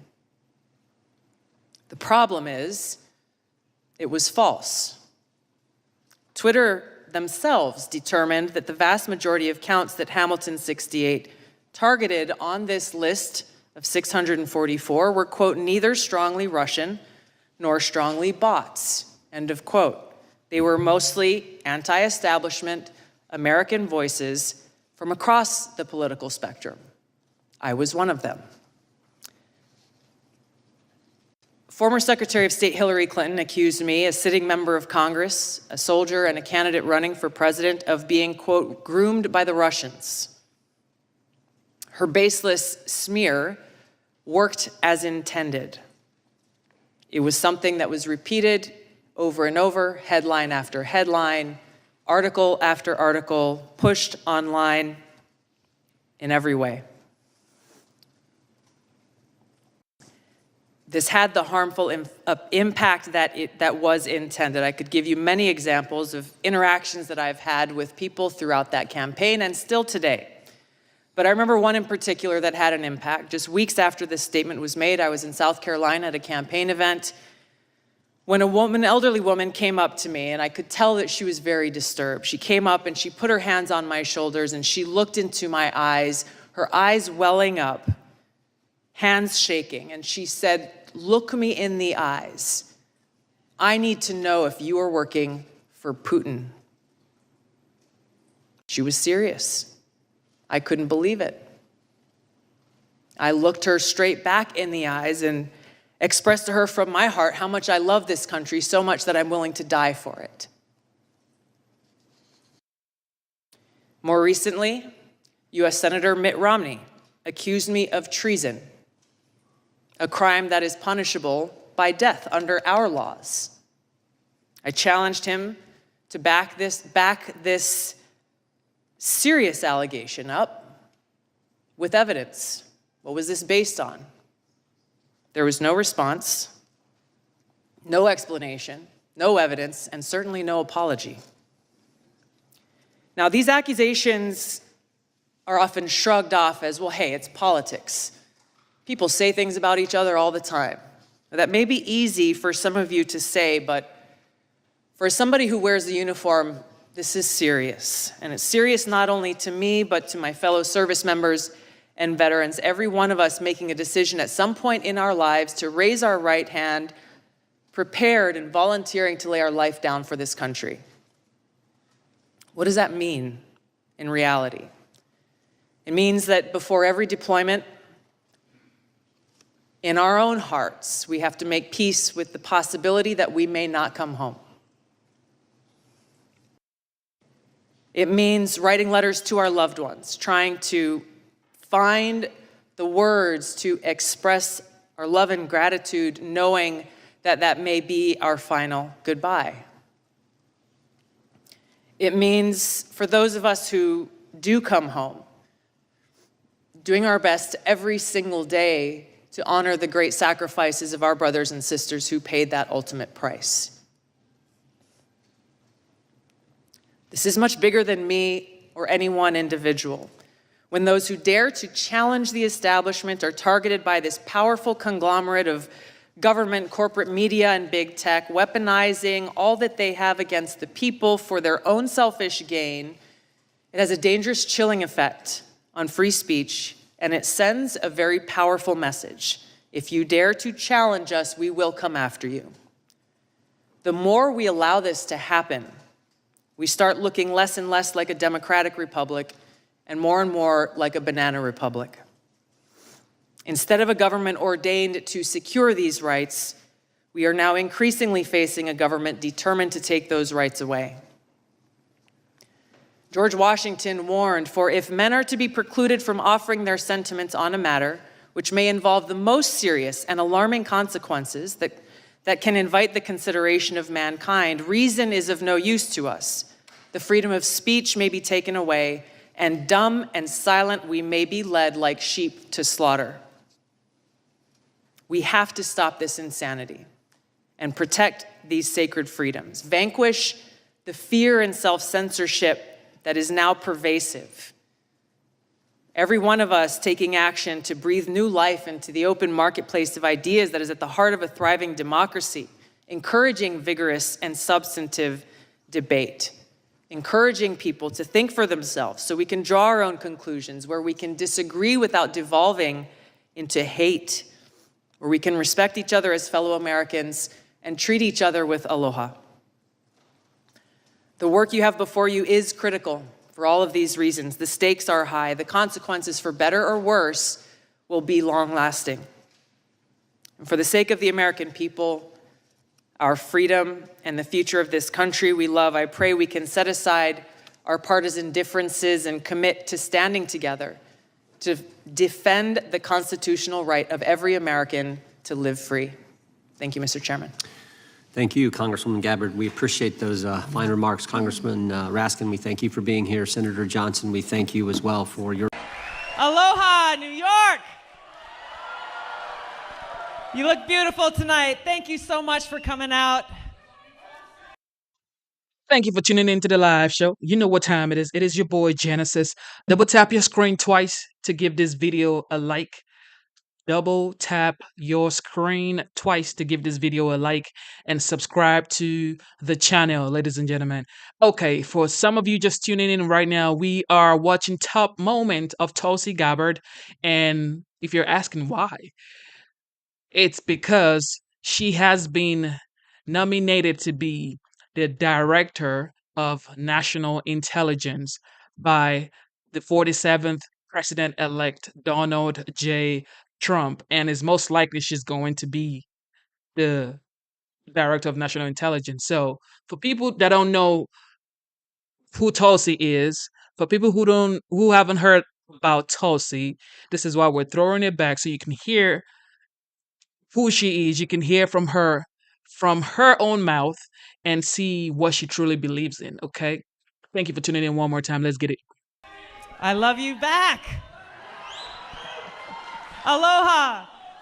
You guys make me feel right at home. Thank you so much. We got just a couple of days left here before a very, very important election. I'm so tired and jet lag. There's no place else I'd rather be than here with you tonight. It's been a busy last few weeks. You know, when I made the announcement that I was leaving the Democrat Party,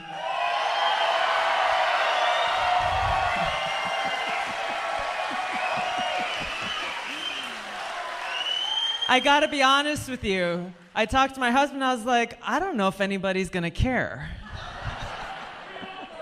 Because I've been calling it straight on Democrat leaders for a long time. And so as I've been traveling across the country, it was kind of unexpected. All I did was pack a carry-on when I left home on October 11th. But then my phone started ringing off the hook as other candidates, people running for office in many states from the West Coast to the East Coast and the Midwest, North and South, asking if I would come and help support their efforts. Thank you. You guys are great. And I was really happy to be able to be on the road and get out and help so many great Americans because of what is at stake in this election. The reason why all of you are spending the most precious commodity that you have, your time, to be here tonight. Just like you, I love this great country. And just like you, I am deeply, deeply concerned for our future. I have never been more concerned about our future than I am now. Because in so many ways, we see how those in power are abusing their power and seeking to undermine our God-given rights that are enshrined in the Constitution every chance they get. And this was what was at the heart of why I had to leave the Democratic Party, is because how can I, as a soldier and a veteran and a former member of Congress who took an oath, I made a promise to support and defend the Constitution of the United States of America against all enemies, foreign and domestic.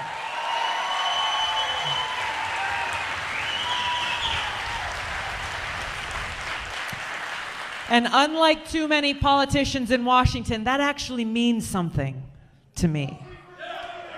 Those words are seared in my heart, and it's a promise that I will carry with me for the rest of my life. It's why even as I hold no office right now, I have no position or title in society, I am doing my very best to fight for our freedoms because they are under attack by people from within this country.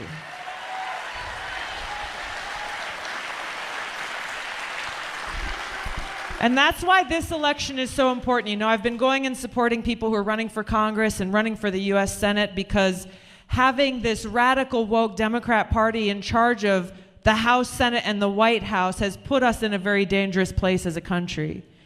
But the decision that you have before you now here in a few days and who you choose to lead you as your governor matters greatly for the challenges that you're facing here all across New York, but it matters to the country.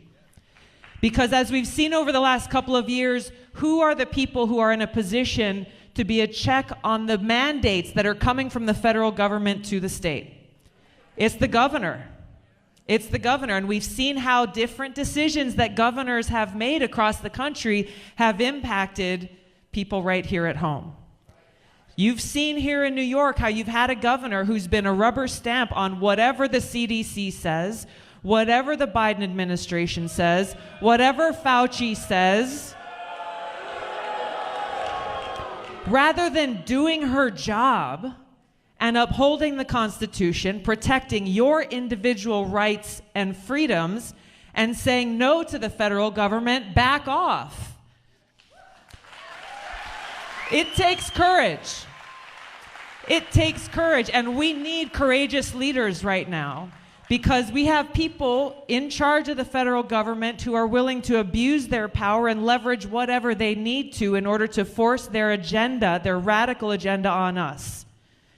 And one of the dirtiest tricks they play is they tell governors, if you don't do what we say, we're not going to give you money. Your money. Your money.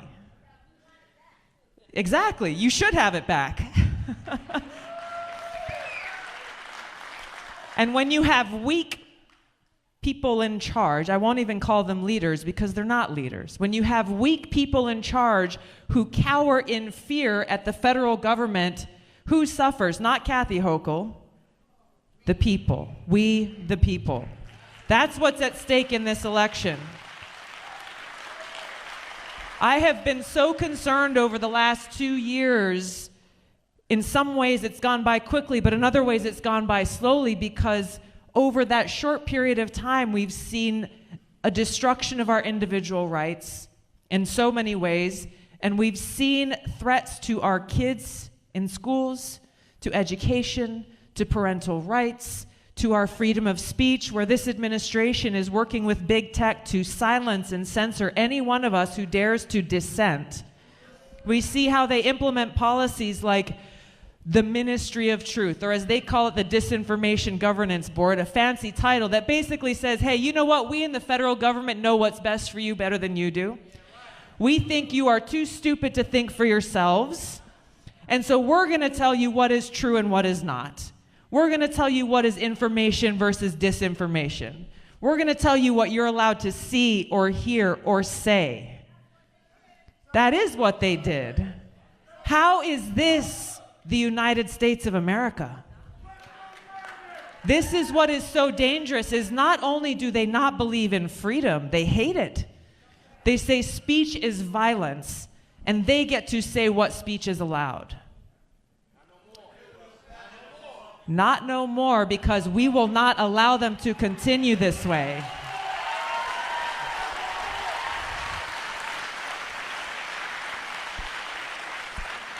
You know, it's kind of ironic, and I was asked this by Chris Cuomo, actually. I did an interview on his show a few weeks ago. And what was funny to me, it was interesting. What was funny to me was he said, Tulsi, you know, these Democrats say that everything they're doing is to defend democracy. It's to defend freedom. If you listen to Joe Biden's speech the other day, he said, democracy is on the line. Democracy is on the ballot.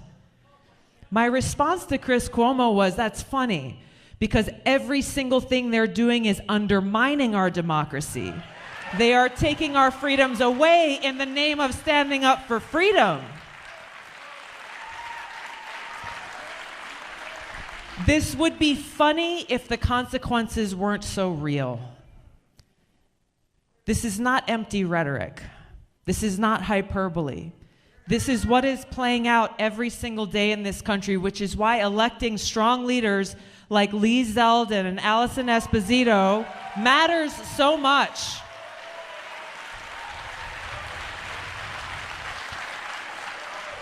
Our founders had such a beautiful vision for the potential of this great country.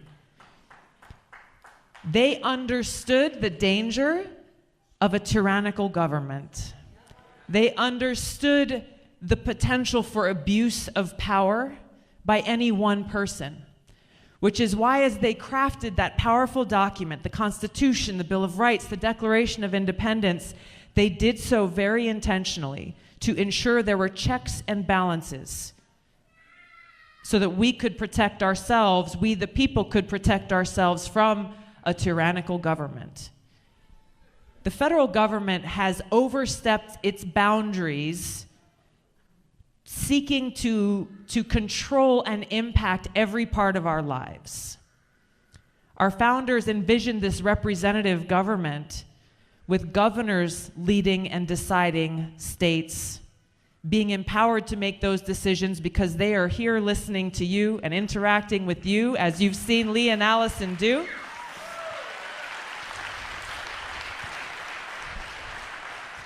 With the federal government's powers being limited to that of the Constitution.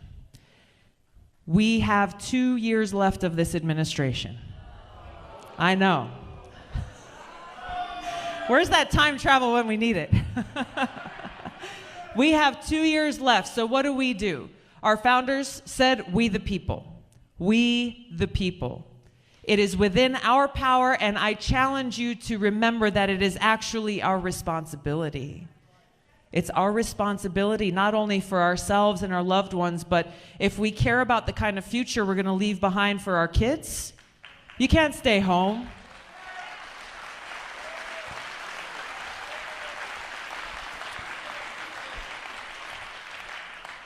I'm standing before you, not as a Democrat or a Republican, but as an American. I heard you. I stand before you as a fellow American, and this is the message I want to ask you to share with those in your life over these next few days. Because if you hear anything on the news right now, if you see the attack ads on television and you hear the rhetoric going back and forth, all you hear from a lot of these Democrats who are running for office is how terrible Lee and Allison are, rather than standing on their principles and the things that they believe in and that they want to do for you. It's because there's nothing there. So as you go and talk to people who may be Democrats and are saying, well, I don't know if I can vote for a Republican. You know, my family have been Democrats for a long time, or, you know, I don't know enough about Lee to know if I want to vote for him. There are people in your lives who trust you, and they respect you. You and only you can help influence and inform them about the right choice for New York and the right choice for this country.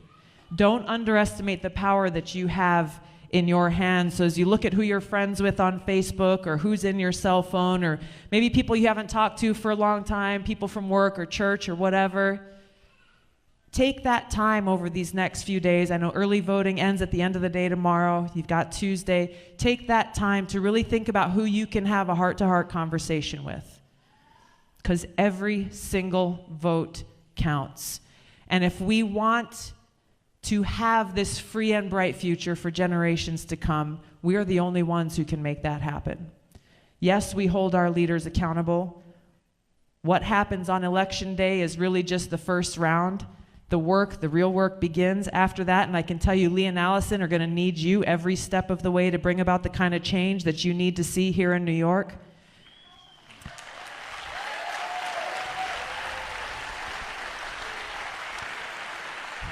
It's easy to feel discouraged and helpless in the face of the power of big tech, social media, big corporate media, big government. But we need to always remember, and this is where I find hope, is in every single one of you. Their power is only as great as we allow it to be. The power really lies in our hands. And it lies in who we choose to lead and serve us, we the people in our government. And it also lies in where we choose to give our attention, where we choose to give our time. But the choice is ours. Our freedom is on the line. Our future is on the line. It's going to take every single one of us to stand up and continue to fight to protect and save this country, to save your state, and to protect and defend these freedoms we hold dear.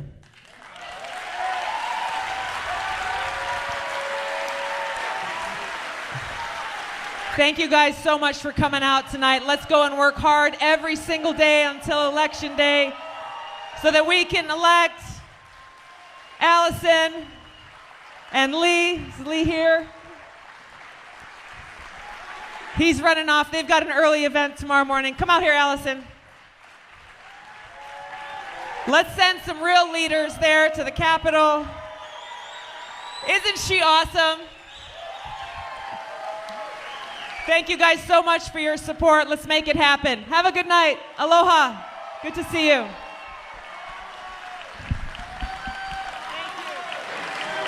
Hey. For those of you just tuning in, thank you for tuning in to the live show. You know what time it is. Double tap your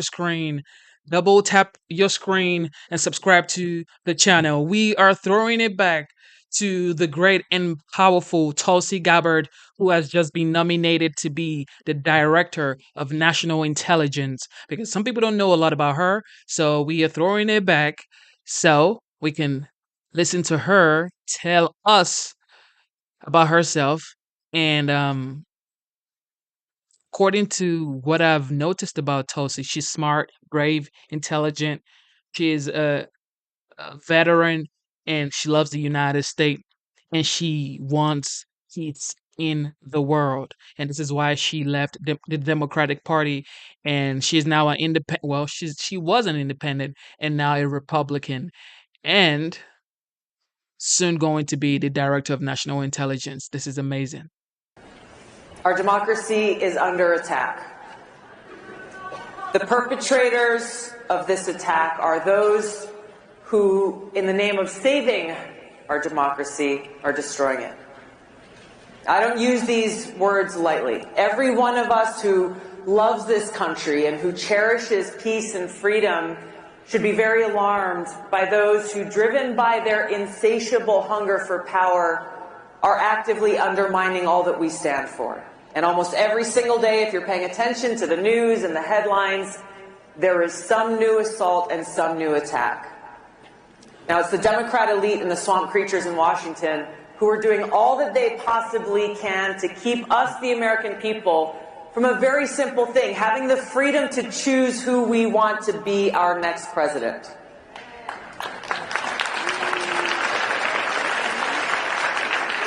And it is clear through their actions they have no respect for us, and they have no respect for our fundamental rights as citizens of this democratic republic. They are so terrified that we, the people, may make what they think is the wrong choice. That in the name of protecting democracy and saving us from ourselves, they're actually destroying our democracy and taking away our freedom. Now, we look throughout history and we can see many examples of evildoers who find some justification, who believe that they are doing the right thing. And so today we see the Democrat elite say with great concern in their voice that if the American people elect Donald Trump again, they warn us he will destroy our democracy. They say he will be the dictator-in-chief, that if he's elected, it will be the last election this country sees. It's laughable. It is so crazy, it's laughable. But they're justifying their actions by telling themselves that they need to destroy our democracy in order to save it. It's lunacy, and it's the mindset and mentality of dictators. They are waging a multi-front battle, and they will stop at nothing until they're successful. I'm going to go through a few of the many examples. We've seen how Colorado, Maine, 32 states have taken some action or another themselves in an unprecedented way to try to remove the leading Republican candidate for president, Donald J. Trump, from the presidential ballots. In defiance of the Constitution, these people are single-handedly deciding that somehow they alone have the authority to take away our right as citizens to decide who we want to be our president. We see in Congress, a progressive Congressman, Ro Khanna from California, someone who I've known for years. He is so desperate to take Trump off the ballot that he's demanding that the chairman of the Federal Reserve, a position that's supposed to be nonpartisan and apolitical, take action and intervene to stop the former president from getting reelected. On December 27th of last year, Representative Khanna said in a post on X that Federal Reserve Chair Jerome Powell, quote, should cut interest rates now, given most of inflation was caused by supply shocks. If he doesn't, he may be the person most responsible for the return of Trump. The Democrat elite and their cronies, they're using our criminal justice system to prosecute and distract the Republican presidential candidate in the midst of his campaign. As we know, Donald Trump currently faces 91 charges in 4 criminal cases, 44 on the federal side, 47 on the state side, all felonies. This most recent ruling in New York, the real estate case, charging him a $355 million fine plus nearly $100 million in interest for a business transaction where there was no victim or complaint, where all parties made money. So egregious that even people who are not fans of Donald Trump are standing up and saying this is crazy and criticizing this judge's decision that from the very beginning has been a very clearly politically motivated hit job.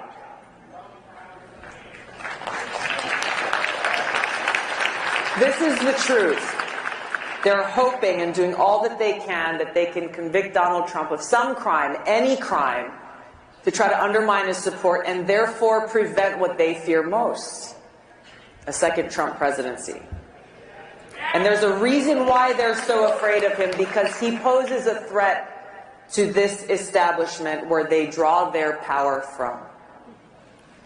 But when we take a step back and look beyond the personalities, look beyond Donald Trump and Joe Biden. What we're facing is a threat of far greater magnitude. A very dangerous precedent is being set. Our democratic republic is being destroyed by the permanent Washington elite, and there are people in both political parties who truly believe they and not the American people have the right to decide who should be our president. They easily and dangerously dismiss our Constitution, the rule of law, the voices of the American people, anointing themselves as the ones who have the power and justification to make this most important decision. Now, I've only mentioned a few of the many examples. I could write a whole book detailing all that's been done, all that the Democrat elite and Washington establishment have done and are doing to try to destroy Donald Trump and steal our election. As you know very well, President Trump has endured years of attacks. What we're seeing now is a continuation of something that began in 2016, ever since he came down that golden escalator. Now, I've met a lot of strong, tough people in my life. I can't think of a single one who could not only withstand all that they are throwing at Donald Trump without crumbling, but someone who would actually choose to keep fighting against the entire Washington establishment.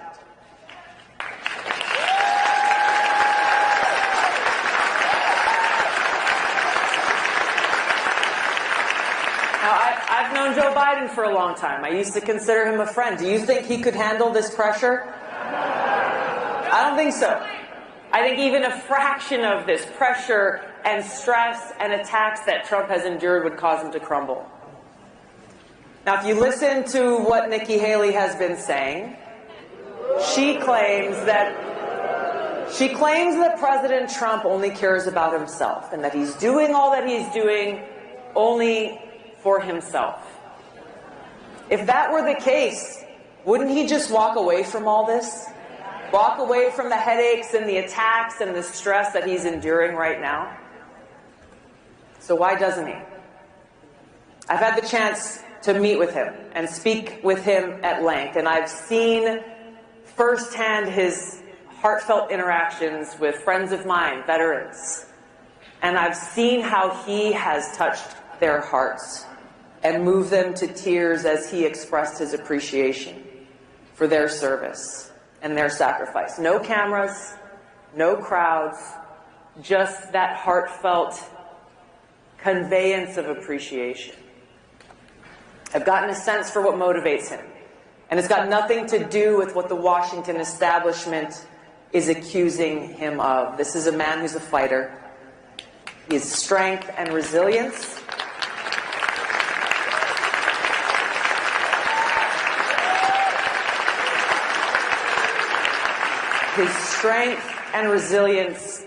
can only come from one place. His ability to endure this hardship can only come from one place, and that's a sincere love and concern for the future of our country and his care for the American people.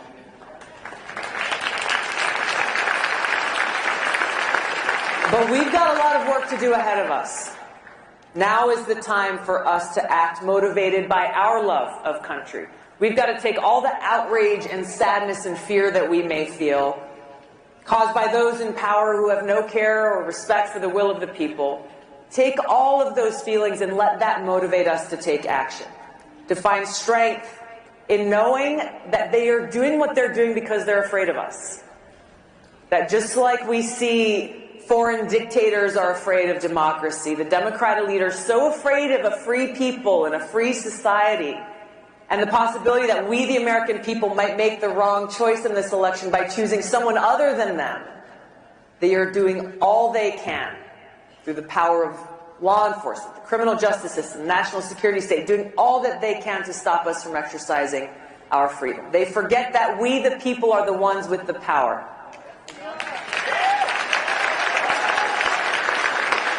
But we have to use that power. We cannot allow them to get away with this. Our democracy is under attack, and it's up to us to save it. We have to hold those responsible accountable at the ballot box. We have to send this strong message to leaders in both parties that those who abuse their power and undermine our democracy and our freedom will not be tolerated.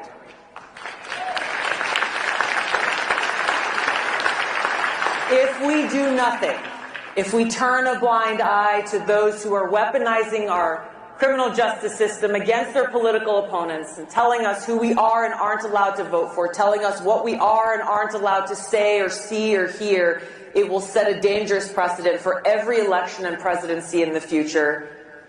And its democracy as we know it will be finished. Now, I know we face challenges in our entire political system, and those challenges are not limited to one political party. There are politicians from both parties who are more interested in serving themselves and their own interests than they are about serving the needs of the American people. And they're not going to give up without a fight. On January 27th, 1838, President Lincoln delivered a powerful speech to the Young Men's Lyceum of Springfield, Illinois. And he said, quote, "At what point then is the approach of danger to be expected? I answer, if it ever reach us, it must spring up amongst us. It cannot come from abroad. If destruction be our lot, we must ourselves be its author and finisher. As a nation of free men, we must live through all time or die by suicide." The choice before us is clear. Freedom isn't free. We can't lose sight of what we can accomplish when we, the people, stand together on the foundational principles that this country was built on. A free people with the right to life, liberty, and the pursuit of happiness. We must protect free speech of all Americans. We must stand against those who'd rather censor, cancel, and smear rather than engage in honest debate as our founding fathers did. When the free speech of one person is threatened, even when that speech is reprehensible to us, the free speech of all people is threatened. The same goes for freedom of religion. In our America, freedom of religion does not mean freedom from religion. Real religion is love for God. It's not attached to any one religious sect or label or another. Our government must respect our freedom to worship and express our faith, express our love for God as we choose. Or, for those who choose not to, they have that right as well.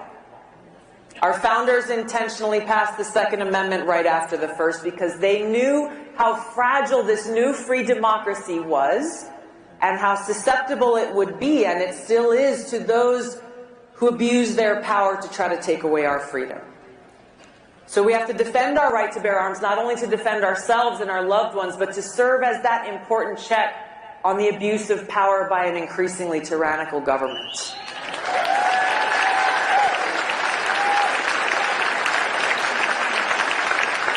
We must stop the bipartisan warmongers of Washington who constantly beat their war drums, who have pushed us to the precipice of World War III and a nuclear catastrophe.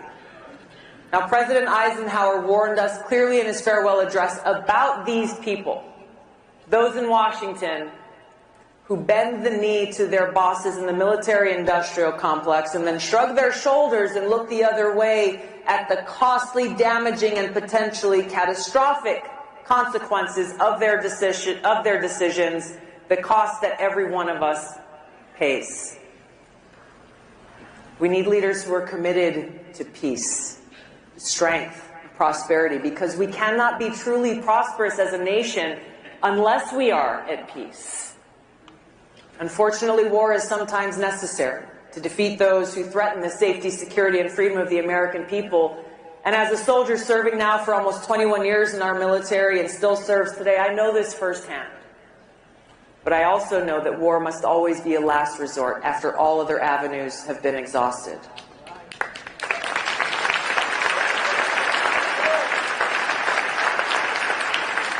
We need leaders who are committed to upholding the rule of law, who are committed to keeping our communities safe and securing our borders.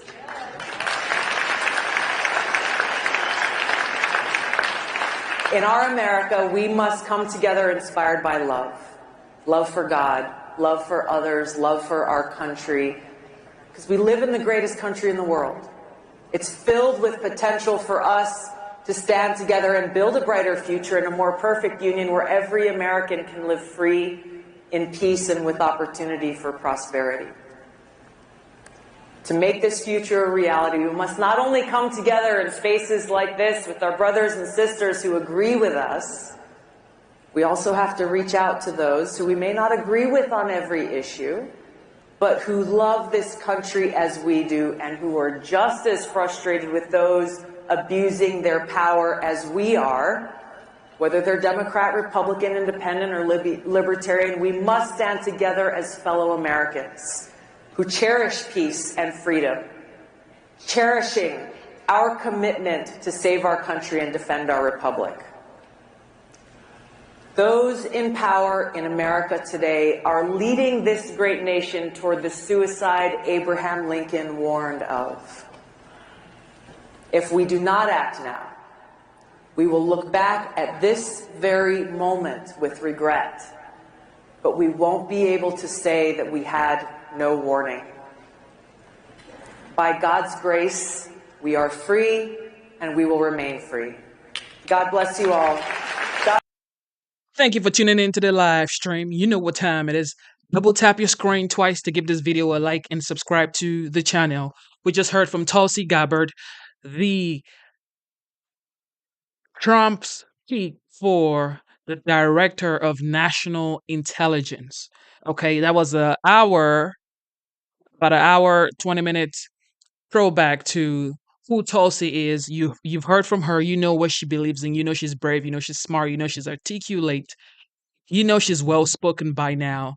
So some people don't agree with Trump speak for her being the Director of National Intelligence, DNI. Some people do agree. Me, myself, I agree because I 100% agree. As a matter of fact, if she ever ran for presidency, she gets my votes. 100%, no doubt. Okay? No doubt. And I know she's going to do a great job. I just absolutely believe she's going to do a great job being a veteran, being someone who has served in the government for a long time and being one of the first women to, break so many barriers in Hawaii. She's been a wonderful person and she's a strong woman, okay? This is the type of woman that we want being in a position of power, someone who is brave, okay? This is someone I want my daughter to look up to, all right? Because I have a 5-year-old daughter. So it is what it is, man. I 100% support the decision of the 47th president-elect, Donald J. Trump.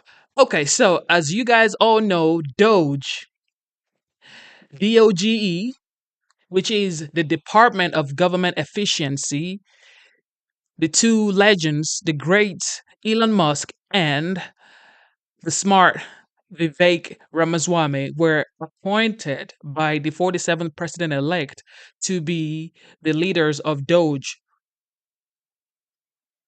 DOGE, D-O-G-E, DOGE, whatever, however you want to pronounce it. It is the Department of Government Efficiency. Let's see what Vivek has to say about that. All right, President-elect Trump continues to make key appointments for his next administration. Now, yesterday he announced that Vivek Ramaswamy and Elon Musk would lead the new Department of Government Efficiency. Earlier today, Vivek took to Twitter saying in part, quote, "If we're ever going to crush the bureaucracy, it's going to happen from the outside. Just the hard truth." And today, the department's X account was launched with a tweet saying, quote, "Working overtime to ensure that your tax dollars will be spent wisely." Vivek Ramaswamy joins us now. All right, so you're partnering with the smartest guy in the country. There's no doubt about it. And the richest guy. But you look at Elon Musk, and he's a genius. If you can figure out a way to go save those astronauts that are lost in space, God bless you. I could never figure that out in 500 lifetimes. So I admire that. He's talking about $2 billion in cuts by identifying waste, fraud, and abuse. Is that a realistic number? That's a big number. Yeah, 2 billion isn't a big number, but 2 trillion is, Sean, and that's what we're looking at here. Look, 2 trillion. I stand corrected. No, I want to be very clear about the scale. I want to be very clear about the scale that we're thinking here. We're not thinking small. We're playing big here because we have a once-in-a-generation mandate right now. The American people have voted for drastic reform of the government, and our federal government is broken. It's no secret that it is a fourth branch of government, the administrative state that makes most of the rules, that creates a federal bureaucracy that's hampering our economy. So what do we want to do? We want to go in and slash and burn that bureaucracy to help Americans, stimulate the economy. I mean, think about it. To say you want to cut $2 trillion from the government budget, meaning you think and you believe being one of the smartest, actually the smartest man in the world, Elon Musk, the richest man in the world, saying he wants to cut $2 trillion with another legend like Vivek Ramaswamy. You want to cut $2 trillion from the government budget, meaning that's too much of a waste. That's too much of a waste, bro. $2 trillion though? Damn. Economy. And to restore self-governance again, Sean. The people we elect to run the government, they're not even the ones who run the government anymore. It's these unelected bureaucrats. Republican politicians have talked about fixing this for a long time, not with a lot of progress. So I do think it's going to take a couple of outsiders. Elon and I have built a great friendship over the last year. We're working together intensely, and we're not going to stop till we get the job done. When Ronald Reagan became president, on the issue of defense, he called it a gap of vulnerability. China, Russia, they have hypersonic missile technology. We do not. We're going to have to spend a lot of money on defense to catch up and to surpass our enemies. Social Security, Medicare are headed towards insolvency. We'll have to spend money there. To me, that money is going to be made up through energy dominance. That's where I think our greatest opportunity is. Your thoughts? Look, part of what's holding back energy dominance in this country is that administrative state. Look at the regulations coming out of the Department of Interior, the slow permitting requirements, how hard it is to open a new refinery. So I think that is the root cause of our failure as a country, is this unelected fourth branch of government. And I think they look at elected officials as these cute little puppets that come and go every little while. Not anymore. There's a new sheriff in town. Donald Trump's the president. He has mandated us for radical, drastic reform of this federal bureaucracy with the learnings of that first term. And you look, Elon's solving major problems of physics. I came from the world of biology. What we're solving here now is not a natural problem. This is a man-made problem. And when you have a man-made problem, you better darn well have a man-made solution. That's what we're bringing to the table. We're assembling the brightest minds in the country. This is the equivalent of a modern Manhattan Project to take on, I think, the major problem holding our country back. It's the federal bureaucracy. Target that cost, save the money, restore self-governance. And Sean, I think we did something pretty novel here, if I may say so. If I just want to say is... Thank you for tuning into the live stream. I know for a fact a lot of people know who Elon Musk is and his background, obviously, SpaceX, Tesla, and so much more, okay? The Boring Company. He's proven himself. Everybody knows who he is. He's the CEO and the owner of X. You know, a lot of accolades for Elon Musk. Everybody knows he is the richest man alive. And some people say he might be the smartest man alive and also the greatest innovator after Steve Jobs of Apple. However, Vivek Ganapathy Ramaswamy, that is his full name, Vivek Ganapathy Ramaswamy, was born in August 9th, 1985. Pretty young. He is an American entrepreneur. He founded Roivant Sciences, a pharmaceutical company, in 2014. In February 2023, Ramaswamy declared his candidacy for the Republican Party nomination in 2024 United States presidential election. He suspended his campaign in January 2024 after finishing fourth in the Iowa caucuses and endorsed Trump.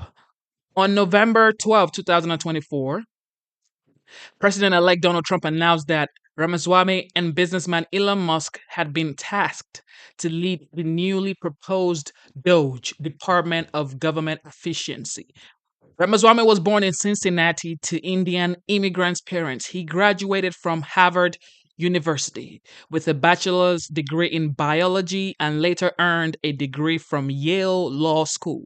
Ramaswamy worked as an investment partner at a hedge fund before founding Roivant Sciences. He also co-founded an investment firm, Strive Asset Management.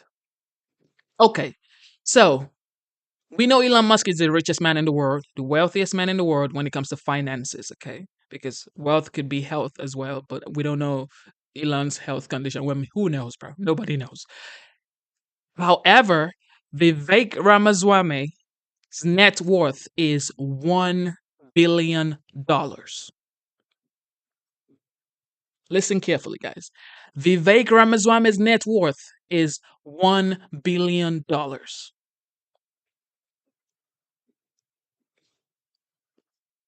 This is what we need, guys. People who have been successful in their normal, everyday business, entrepreneurs who have led in their own department, in their own personal lives, in their own personal businesses, and they bring that experience to the government. This is what we need, guys. Successful man. This Department of Government Efficiency, it is built with an end date. We want to be done by July 4th, 2026. So for the first time in history, creating a department, creating a new government project that is designed to end when its work is complete. That's on the 250th anniversary of America's Declaration of Independence. And that's the gift we want to give this country on that birthday. Well, I hope Congress adopts your recommendations. They did not do so in the Reagan years with the Grace Commission. What are the first things you're going to look at? Look, we got a long list, and a lot of this is to stay tuned for what's coming on January 20th, because some of this we do want to come as in a big way swinging on day one. But I'll give you some examples, Sean.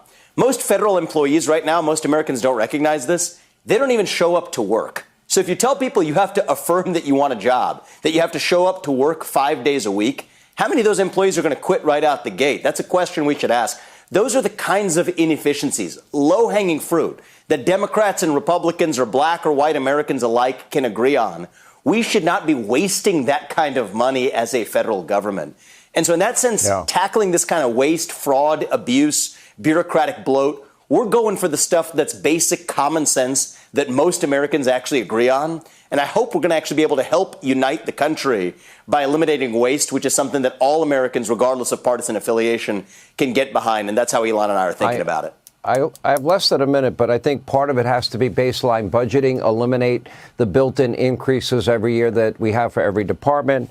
I think getting rid of the Department of Education, giving that money directly to states, or maybe adopting something like the penny plan. Maybe it's the nickel plan, where you cut, a nickel out of every dollar every year for 5 years. You balance the budget, which has not been done since Newt Gingrich was the Speaker of the House. You have about 30 seconds. Well, funny enough, Sean, actually much of our spending is even for programs whose authorization has lapsed. So the authorization to spend the money, the appropriation has lapsed, and yet still the money still goes out the door. That's how broken the bureaucracy is. So I think it's going to take a couple of business guys to come in, do this from the outside. We're going to have fun while we're at it. It's going to be the most transparent effort. We're certainly aiming to make this a transparent process so the American people can see how their money's being wasted. So we're all in it on the same team to fix it. I can't wait for Donald Trump to get back in that White House on January 20th. He's given us a broad mandate with his full support to get this done. I'm grateful to him for that. And Elon and I are pretty. Vivek is definitely one person who is interesting, and you can tell is smart, obviously, because he has over $1 billion in net worth. And also, he's articulate. However, I believed he was going to have, apart from DOGE, Department of Government Efficiency role, I believed he was going to have even a more intensive role in the government.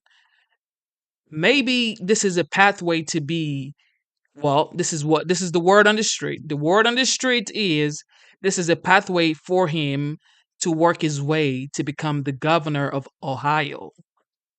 Because this man is very smart, okay? Just being a leading voice for DOGE is not for me, is not comprehensive enough. Okay, someone like Tulsi Gabbard, she got the Department of National Intelligence. I was expecting him to get something more comprehensive like that. But let's see how it performs at this level on DOGE. I mean, Elon Musk really don't have to prove anything. He's proven himself. I mean, look, the United States needs that man. Okay, we need Elon Musk. He's going to save the astronaut from space. So no, I mean, come on. Elon doesn't need anybody's accolades anymore. He's proven himself time and time again. However, Vivek has to, prove himself. So let's see how he performs at leading this DOGE department or efficiency team. All right, let's hear more from Fox. Let's get it. It's direct taxation or government spending. It either becomes inflation or it's direct taxation. Your money is being wasted, and the Department of Government Efficiency is going to fix that. We're going to get the government off your back and out of your pocketbook. America's just not going to be great. America is going to reach heights that it has never seen before. Elon has been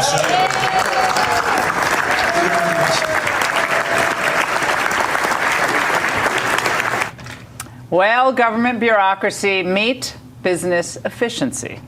What would you say you do here? Well, look, I already told you. I deal with the customers so the engineers don't have to. I have people skills. I am good at dealing with people. Can't you understand that? What the hell is wrong with you people?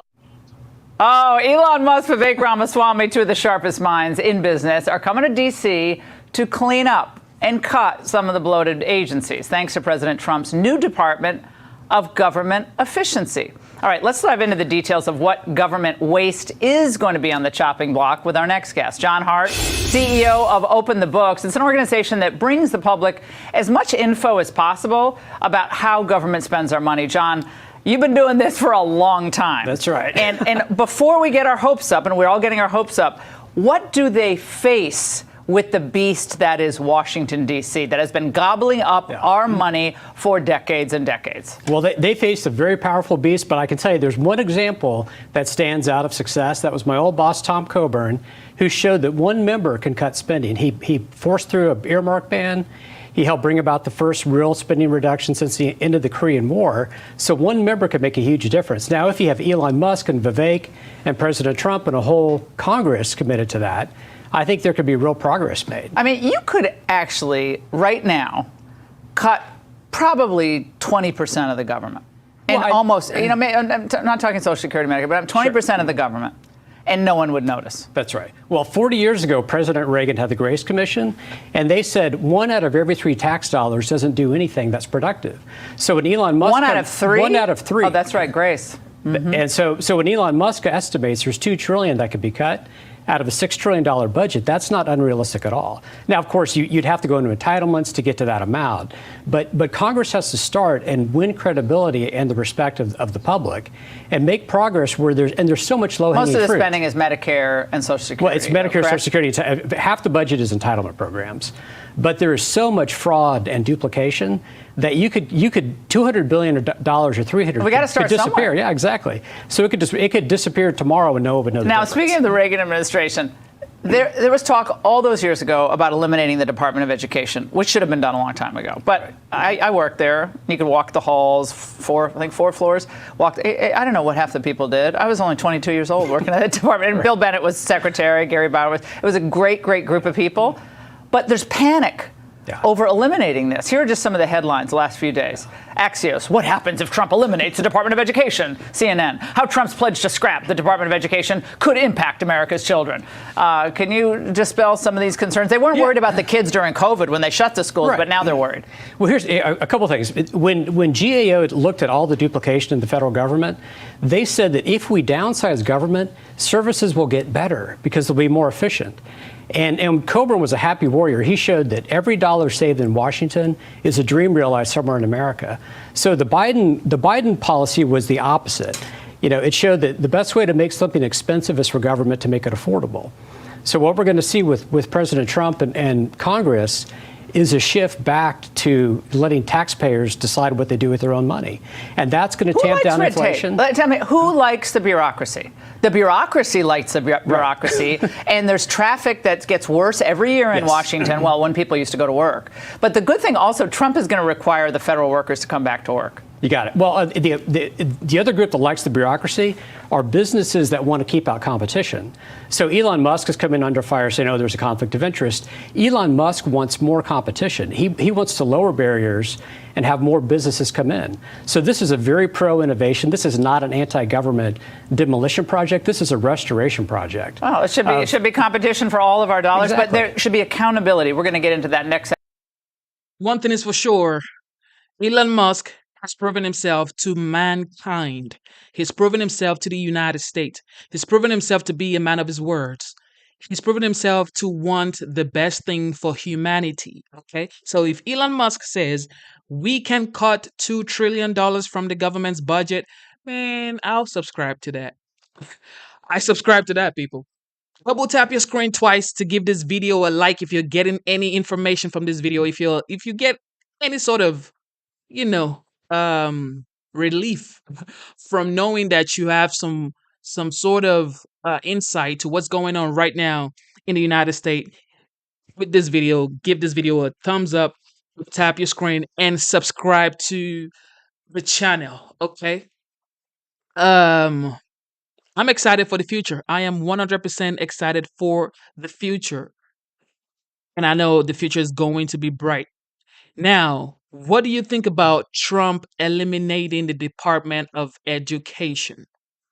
In my opinion, he said he's going to give the states more power, which is give the Department of Education back to the states. And this means you can choose the type of school your child can go to. I really want to homeschool my daughter because I believe that I would have the greatest impact on her, and I don't believe anybody can actually treat my daughter with care, love, respect that I would treat my daughter with. I don't think anybody has the best interest of my daughter than I, her father.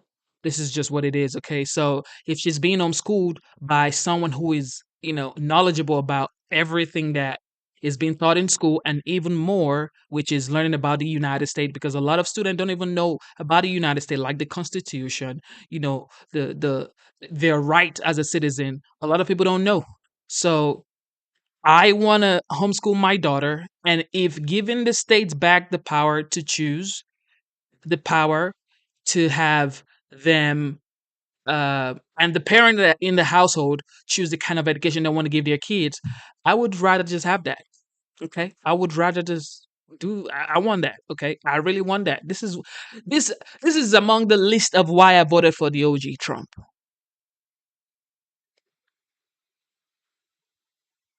Get ready for the United States of DOGE. Donald Trump is tapping Elon Musk and Vivek Ramaswamy to head up his new Department of Government Efficiency, aka DOGE. The pair will work together to take a blowtorch to bloated government waste and dismantle its bureaucracy. Musk saying, quote, all actions of the Department of Government Efficiency will be posted online for maximum transparency. Anytime the public thinks we are cutting something important or not cutting something wasteful, just let us know. And here's Musk making his sales pitch while on the campaign trail last month. Your money is being wasted, and the Department of Government Efficiency is going to fix that.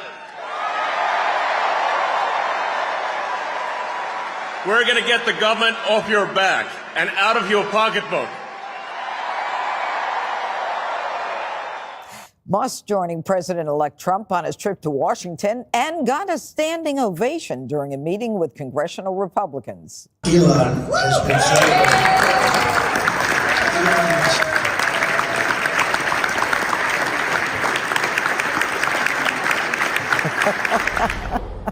Wow, that looks great.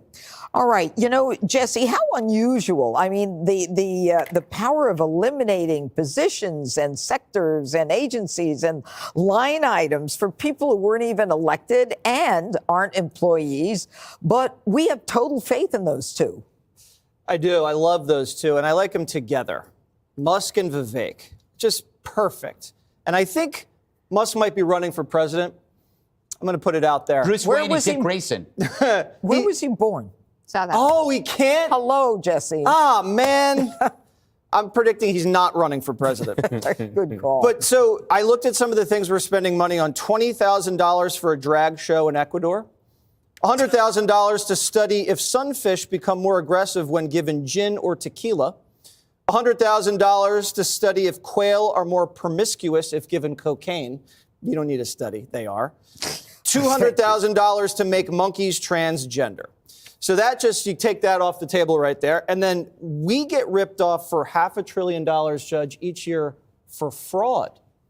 We're defrauded for $500 billion. They just steal it. And no one cares. No one does anything about it. We've had now 4 years in a row of a $7 trillion budget. Now, before the pandemic, it was like 3 or 4 trillion there. We just doubled it. And then we kept it going even after the pandemic's over. So you got to slash that. You got to get rid of all these departments. And you got to make sure some of these people, if you move, say, the Department of Education to, I don't know, Omaha, maybe people don't want to relocate to Omaha. Maybe that may prompt them to look for jobs elsewhere, and that could help us out a lot because we're $36 trillion in debt. Thank you. All right, Dana. DOGE, it's an interesting term, and it's a form of cryptocurrency. Yeah. And what's amazing about it is this is no relation to Dogecoin. It's the Department of Government Efficiency.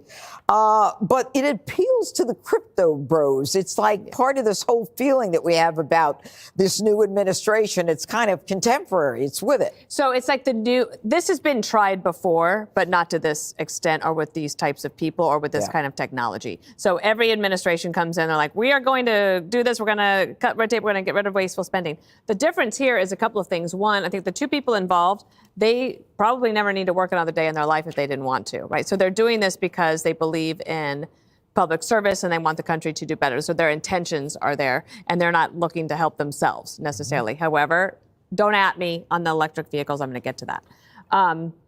The other thing that's different is that these are two very good communicators. So they will be able to do all those things that Jesse just said, but they will also use the technology in order to make it very transparent. So everybody can see it. You don't just have to watch one network or see it in one newspaper. It will be there for everyone to see. I am interested to see if they do something on the real estate issue because so many government employees have not come back to the office that we are paying rent. Federal taxpayers are paying rent on buildings where you have 7% occupancy, and that should end. That should go away. So that's one thing.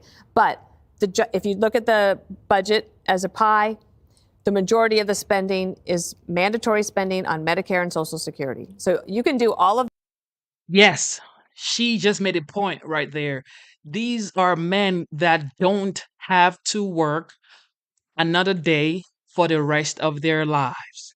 And if those type of men are in charge of the government efficiency department, of course, they're going to make everything rational. Okay. You're not going to be here spending money you don't have to spend because the people are going through a lot. The job of a leader is to make sure his people or her people are comfortable. Okay. Comfortable. Okay. That's the job of a leader, to make sure the people are in comfort. You should not put your people in discomfort. And I can tell you something for a fact. For the past 3.5 years or 4 years, the people have been in discomfort for sure. The gas prices have gone up. The grocery bills have gone up. Electricity bill has gone up. So, yes, budget has to be cut to be able to move money into places that need the money. Man, double tap your screen, subscribe to the channel. This is why I said a couple of weeks ago, I believe that if more successful, good-hearted people go into politics, the country will be a better place, or even more better place for people to live in. Those things, and it won't take you one day into taking care of the interest that we pay on our debt. But we won't be touching But we won't. Social Security. But we will not be. But so they have their work cut out for them. But I think for both of them, one having done a significant amount of innovation and electric vehicles and other things, rockets and all that stuff. He knows what it's like to be under the heavy thumb of government. And Vivek Ramaswamy on the healthcare side of things, just personally, like watching my husband build a business for a product that is basically just building a better mousetrap. It's not anything new, and it takes so long to get anything approved. A better what trap? A better mousetrap. It's not a mousetrap, it's a surgical device. I'm just saying it's just a phrase that if you want to build a better mousetrap, the government makes it so hard for you to ever actually get your business going that it holds people back. So that's the type of growth economy that they're talking about, I believe. You know, Harold, on the left, I think it's Alex Wagner who said that this whole thing is so Orwellian. Why is it so hard for people on the left to believe that there are those who have, you know, positive interest in bettering this country, especially with Elon Musk? I mean, he gave us a Twitter file. The last time we had a balanced budget was 1998, and it was a Democrat was in the White House. To Dana's point, the president she worked for had ideas on this. President Obama introduced Simpson Bowles. They came up with a set of ideas to try to reduce the debt, but President Obama didn't support their ideas once they put it forward. You even had President Clinton. He came in and allowed Al Gore to run something called Reinventing Government. I'm rooting for Vivek and rooting for Elon in this regard. I think the fact that neither of them have to work again. I mean, Elon's worth a couple $100 billion, and a lot of that wealth emanates from the car company. And certainly he understands the importance of government in the private sector, because his space company and one other and Thank you for tuning in one more time. You know what time it is. Double tap your screen to give this video a like and subscribe to the channel. You guys are the best. Thank you for sticking around. We've been streaming for almost 2 hours 36 minutes. I just saw a comment here. JMB says the Department of Efficiency with two heads. Laughing at AO. Elon Musk is one man, and he has managed to revolution. How do you pronounce that? Revolution. Wait, I'm tired. Okay, my words are not right. But he's changed the way the world see things. He's been a great person. Take a look at Tesla. All right. Take a look at Tesla, guys. Take a look at Tesla. This man has changed the way people think. He's changed the way the people see things. Now, people are saying, revolutionize.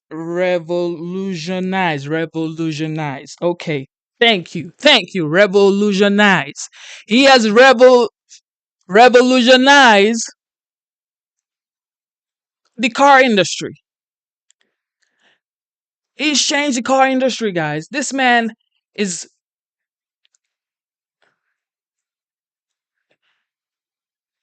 I'm hearing the feedback on my mic. Revolutionize, yes. Revolutionize the car industry. Saving the atmosphere. You guys say you care about the world. You care about the weather. He's making sure the weather is in good condition, guys. Now, if this man says that he is going to cut down budget and put that budget into places that needs the money, why wouldn't you trust a man like that? A man who has revolutionized the industry that people have been talking about for years. And this man now is a Republican. He used to be a Democrat. Now he's a Republican. If a man like that says he wants to revolutionize the government, you better know I support it, because he has revolutionized so many industries, from rockets into space to cars that we drive. And some people are even saying he's going to start making phones. And he said he doesn't want to do that because he thinks he's going to overwork himself. And Vivek, well, I didn't know a lot about Vivek until he ran to be the president of the United States. And I started digging a little bit into Vivek. And I've seen that this man is also a great entrepreneur. And his parents are immigrants. So he was talking about illegal immigrants and how your first act cannot be coming into the United States illegally. That cannot be your first act. Common sense, guys. One of his other companies, including Tesla, has benefited from certain government policy. It's going to be interesting because, Jesse, you made the point, Social Security won't be touched. I don't know how you really make a dent in the federal debt without looking at the entitlement programs. I'm not suggesting that they slash things, but you're not going to be taken seriously when you talk about deficit reduction if you don't do that. The other reason I think it's important for President Trump to have this kind of effort underway, and they're formalizing it with the department, is that some of the things he's talking about, the tax cuts and other things, including tariffs, all of those have the capacity and the ability, at least in the past, to trigger inflation. So the way you would counter that is you would reduce spending in other areas. So I'm rooting for these guys, and I'm hopeful that they can find bipartisan ways to get this done, because you're going to need Democrats and Republicans to agree to some long-term fixes. But, one of the interesting things is there is so much fraud going on in terms of the government. I mean, no, you really don't have to scare people about entitlements. I mean, we can start getting rid of the fraud in terms of, Medicare and Medicaid. I mean, as a local DA, I found millions. It wasn't even my charge. So anyway, I don't think you're going to find $36 trillion worth of it. You're going to find a lot. I hope we do. You're going to find a lot. But anyway, Greg, you want to wrap it up the way you want to wrap it up? I'm just disgusted that your husband makes mousetraps. Yeah. It's a very cruel way. Someone's got to do it. It's a very cruel way to end a mouse's life. If you think this is a bad idea, Harold, then you're a debt denier. I said it. I think it's a great idea. I know. I'm just kidding. But you know what? It is a massive existential catastrophe just waiting for us. You can actually use the language of climate change correctly when talking about the debt. The only difference is we can actually do something about the debt. I love how they gave themselves a deadline. Yep. Bureaucrats never do that. Their only deadlines are when they're getting ready to go on vacation. It's July 4th, 2026, 18 months. It's an economic moonshot. None of these so-called experts, political leaders, took this role knowing that there's $35 trillion just sitting there, because a lot of these guys, let's be honest, they're going to be dead before it ever comes due. So they don't care. That'll be for somebody else. But this is what happens when you have the people in the government making decisions about how much money they get. So you need an outside force to come in, like these two fellas. They're the necessary outsiders. They are the Bruce Wayne and Dick Grayson of our economy. And they're literally working for us without getting a dime. I think it's great. Yep. So in your face, Harold, a little And that's another fact right there, to know that Trump said that the Department of Government Efficiency is going to be maybe not canceled, but by 2026, that is when they will conclude whatever efficiency program they have going on. And that right there just simply means, you know what? By 2026, we have to know what you've been able to accomplish. And of course, people like Elon Musk, he's very efficient, okay? There's no doubt about that. And Vivek obviously is an efficient person. So this man are working so quick. And the commander-in-chief, who happens to be the 47th president-elect, Donald Trump, has been working with so much speed. He's been able to choose and nominate the people he wants to work with him in his administration. And he hasn't even been in office right now. He's not in office right now. He's going to resume, I think, January 20th. And he's already going with so much speed because he doesn't want to waste time, because he has 2 years before midterm. And when midterm comes, who knows? If they do a great job, I am predicting right now in 2024, it is currently 3:30 a.m. Eastern time, and today's date is the 14th of November, 2024. If they do everything right, which I think they will, because Trump prides himself to being a man of his words. If everything works out as planned, in 2 years, when the midterm comes, the Republicans are going to win again. They're going to win again. And when the presidential election comes in 2028, I predict the Republicans are going to win again. Because this man is going to make the United States so great, according to his promises, that people would not want to take another risk for not voting for someone who believes in the same ideologies as the OG. This is just my opinion, guys. Okay, so as you all know, the legendary Donald Trump visited the White House yesterday to meet with Biden. Did you guys see anything concerning that? Let's check that out. Did President Biden show incoming President Trump anything classified? No. No, not Why this not? one. Why would he? This was an opportunity for them to speak candidly, openly.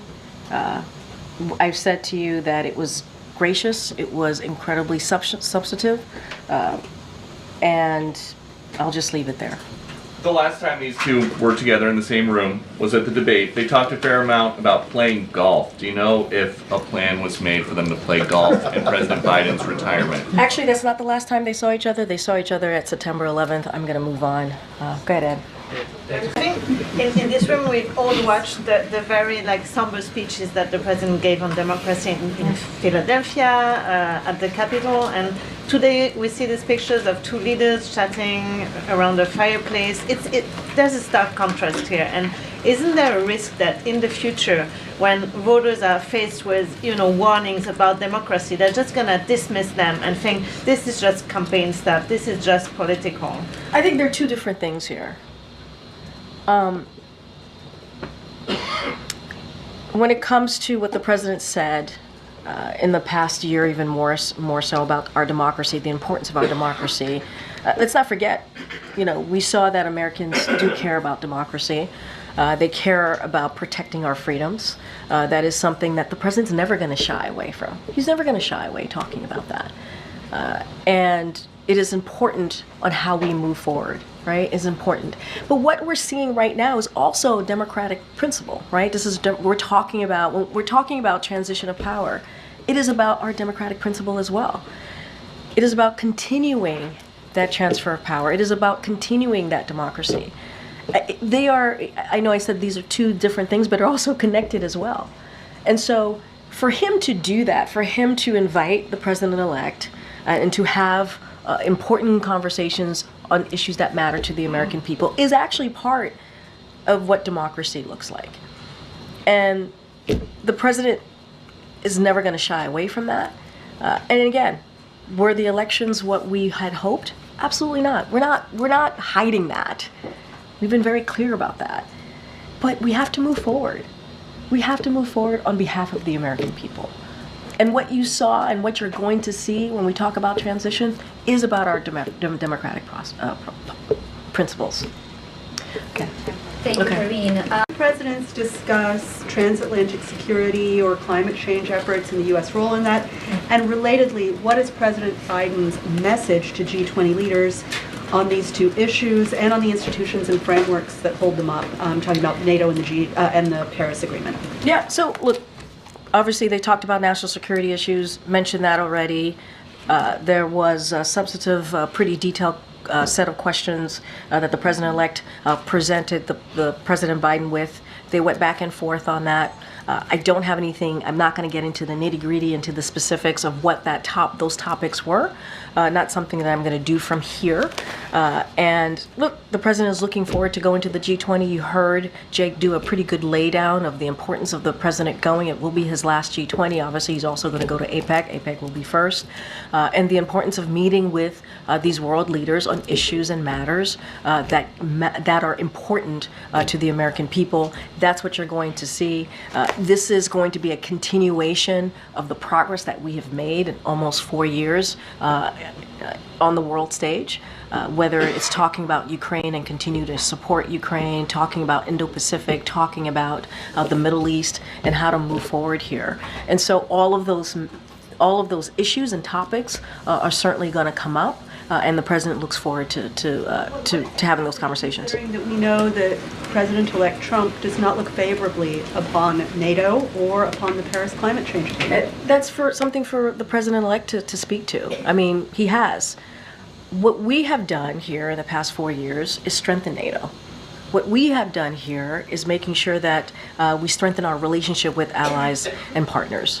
What we have done here is put the American people first, put our national security first, and really have conversation with world leaders on shared priorities. And so that's going to continue in the next 68 days.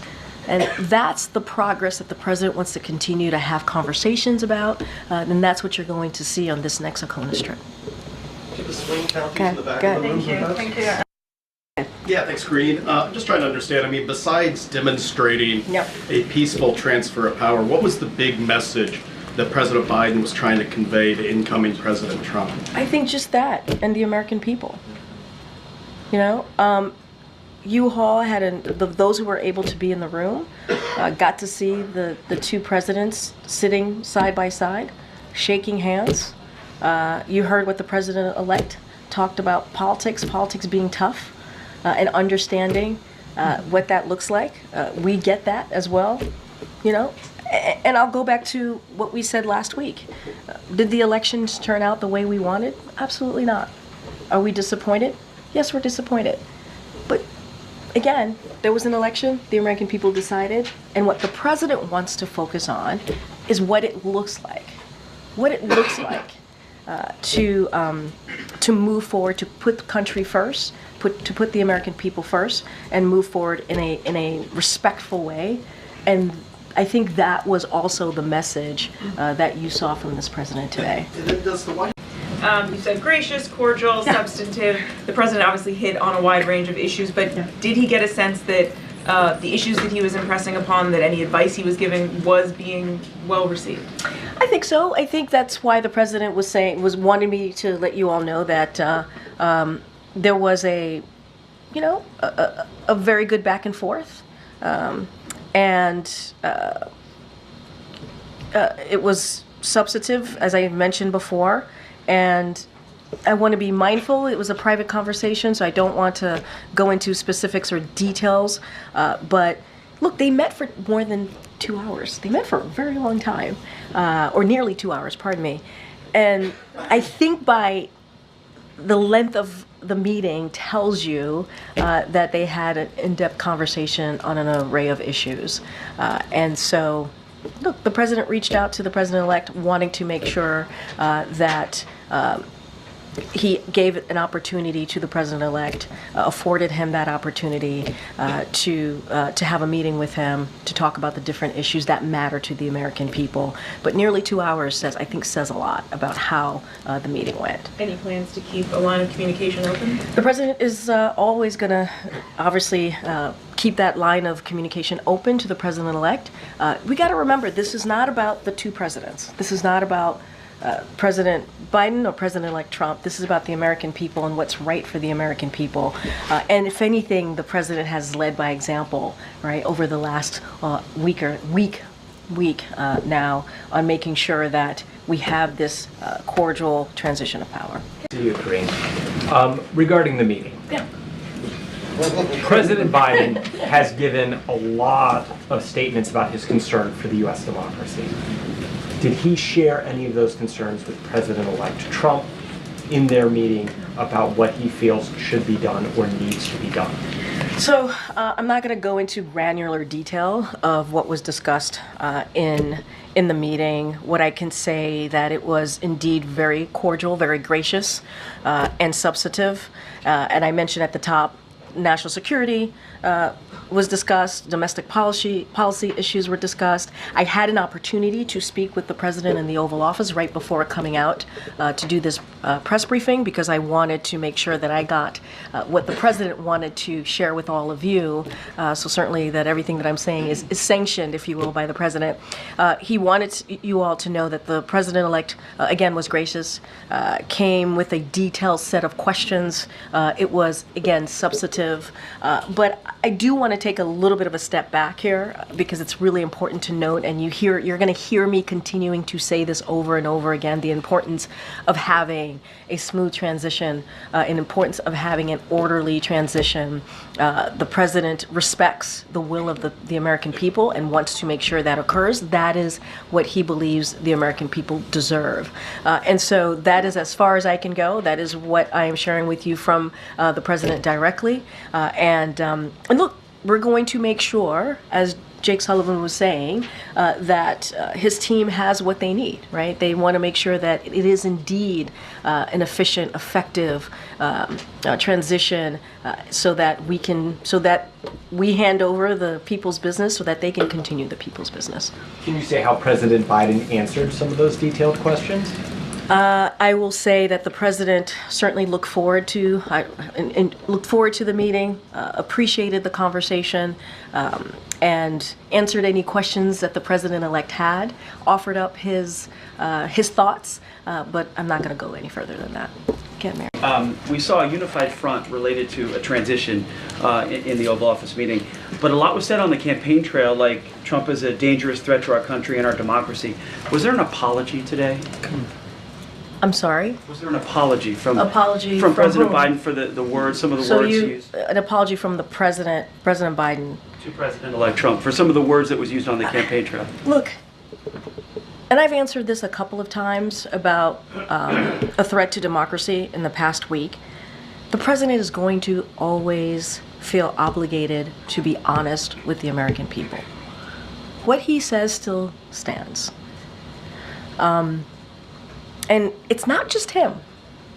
You heard this from former staffers. You've heard that from the former chief of staff, John Kelly, and others. You've heard it directly from the president-elect, the former president, about enemy of the people. Very, very clear. Very clear.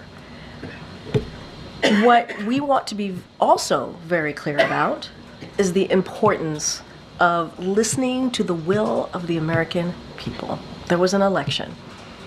It is important to respect our institution. It is important to respect the free and fair elections. And that's what this president is doing. Leading by example and putting that aside and putting the American people first. But what he said still stands. And it's not just him. We should not just put this at the president. His own people said this. So I want to be really, really clear about that and not forget the facts. There are facts here that we should certainly also lift up as you're asking me these questions. Go ahead. She's too funny, guys. She's absolutely funny. I cannot even understand. Her job must be very hard to do. One thing is for sure, Trump will revolutionize the United States. No doubt about that. Yes, I got my word right. Revolutionize, okay? I was almost having his seizure. Okay, so Trump will revolutionize the United States, just as Elon Musk has revolutionized the car industry, the rockets industry.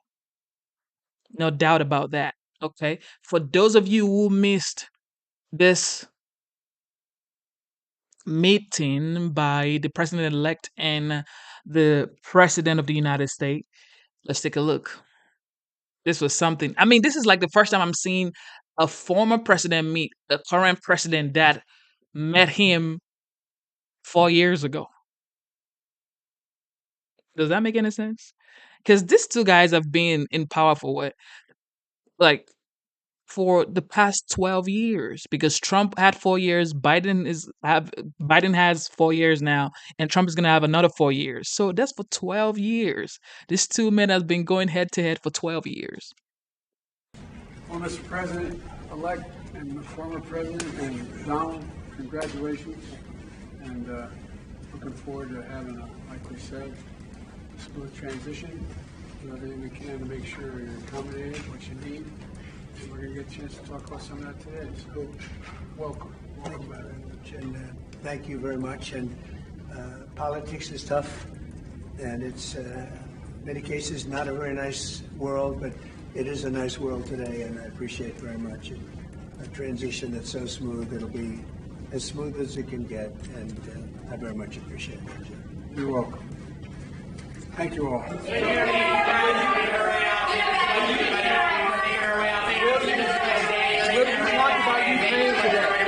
President, what do you hope to accomplish today, Mr. President? President-elect Trump, do you agree with Pete Hegseth? Do you think women should not serve in combat roles? What's top of your list the next time you're in this office, Mr. President-elect? I said well, yesterday morning.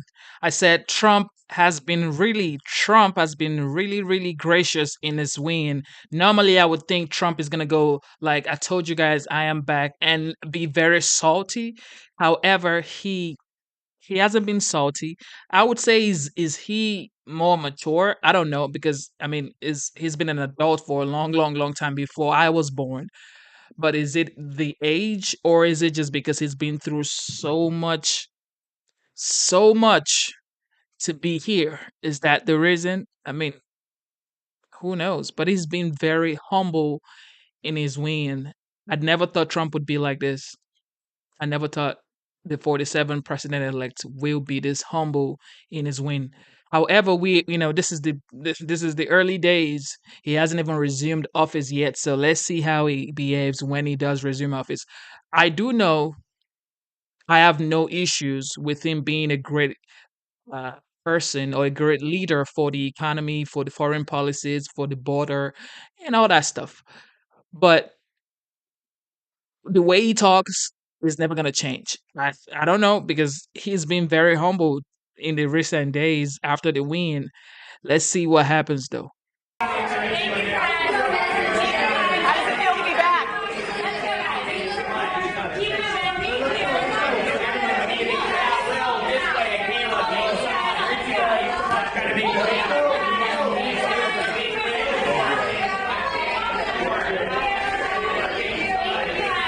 You definitely need a face for it, and then like one of the Trump and the Biden. We try. We can do anything. Thank you for tuning in to the live show. You know what time it is. Double tap your screen. Let's get the likes up. Subscribe to the channel. Most of you don't know how to like a live show, okay? All you have to do is grab your phone and double tap your screen twice like this. 1, 2, okay? And you would have given this video a like, all right? Double tap your screen twice to like the video and consider subscribing to the channel. Instead of looking for perfection, seek for consistency. Never give up on yourself. Never give up on your dreams. Never give up on God. Believe in yourself. Believe in your dreams.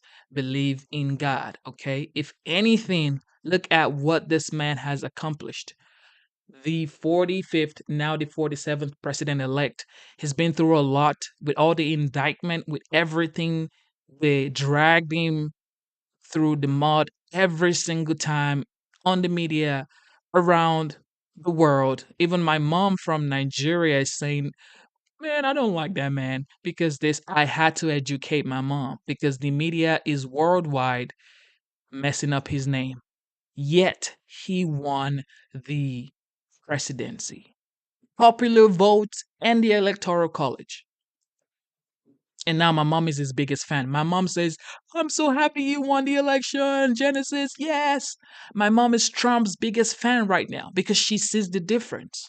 Because I tell her what the gas prices are now and what the gas prices were then. She's like, oh, really? Okay. So it is what it is, man. It is what it is. Thank you to all the moderators in the chat. One more time, never give up on yourself. I know the times are hard, but never give up on yourself. Stay strong. Stay in there. God is your strength, okay? Never give up, ever. All right. Thank you to the moderators one more time. And thank you to the veterans in the chat. God bless you. Genesis is signing out. I love you guys, man.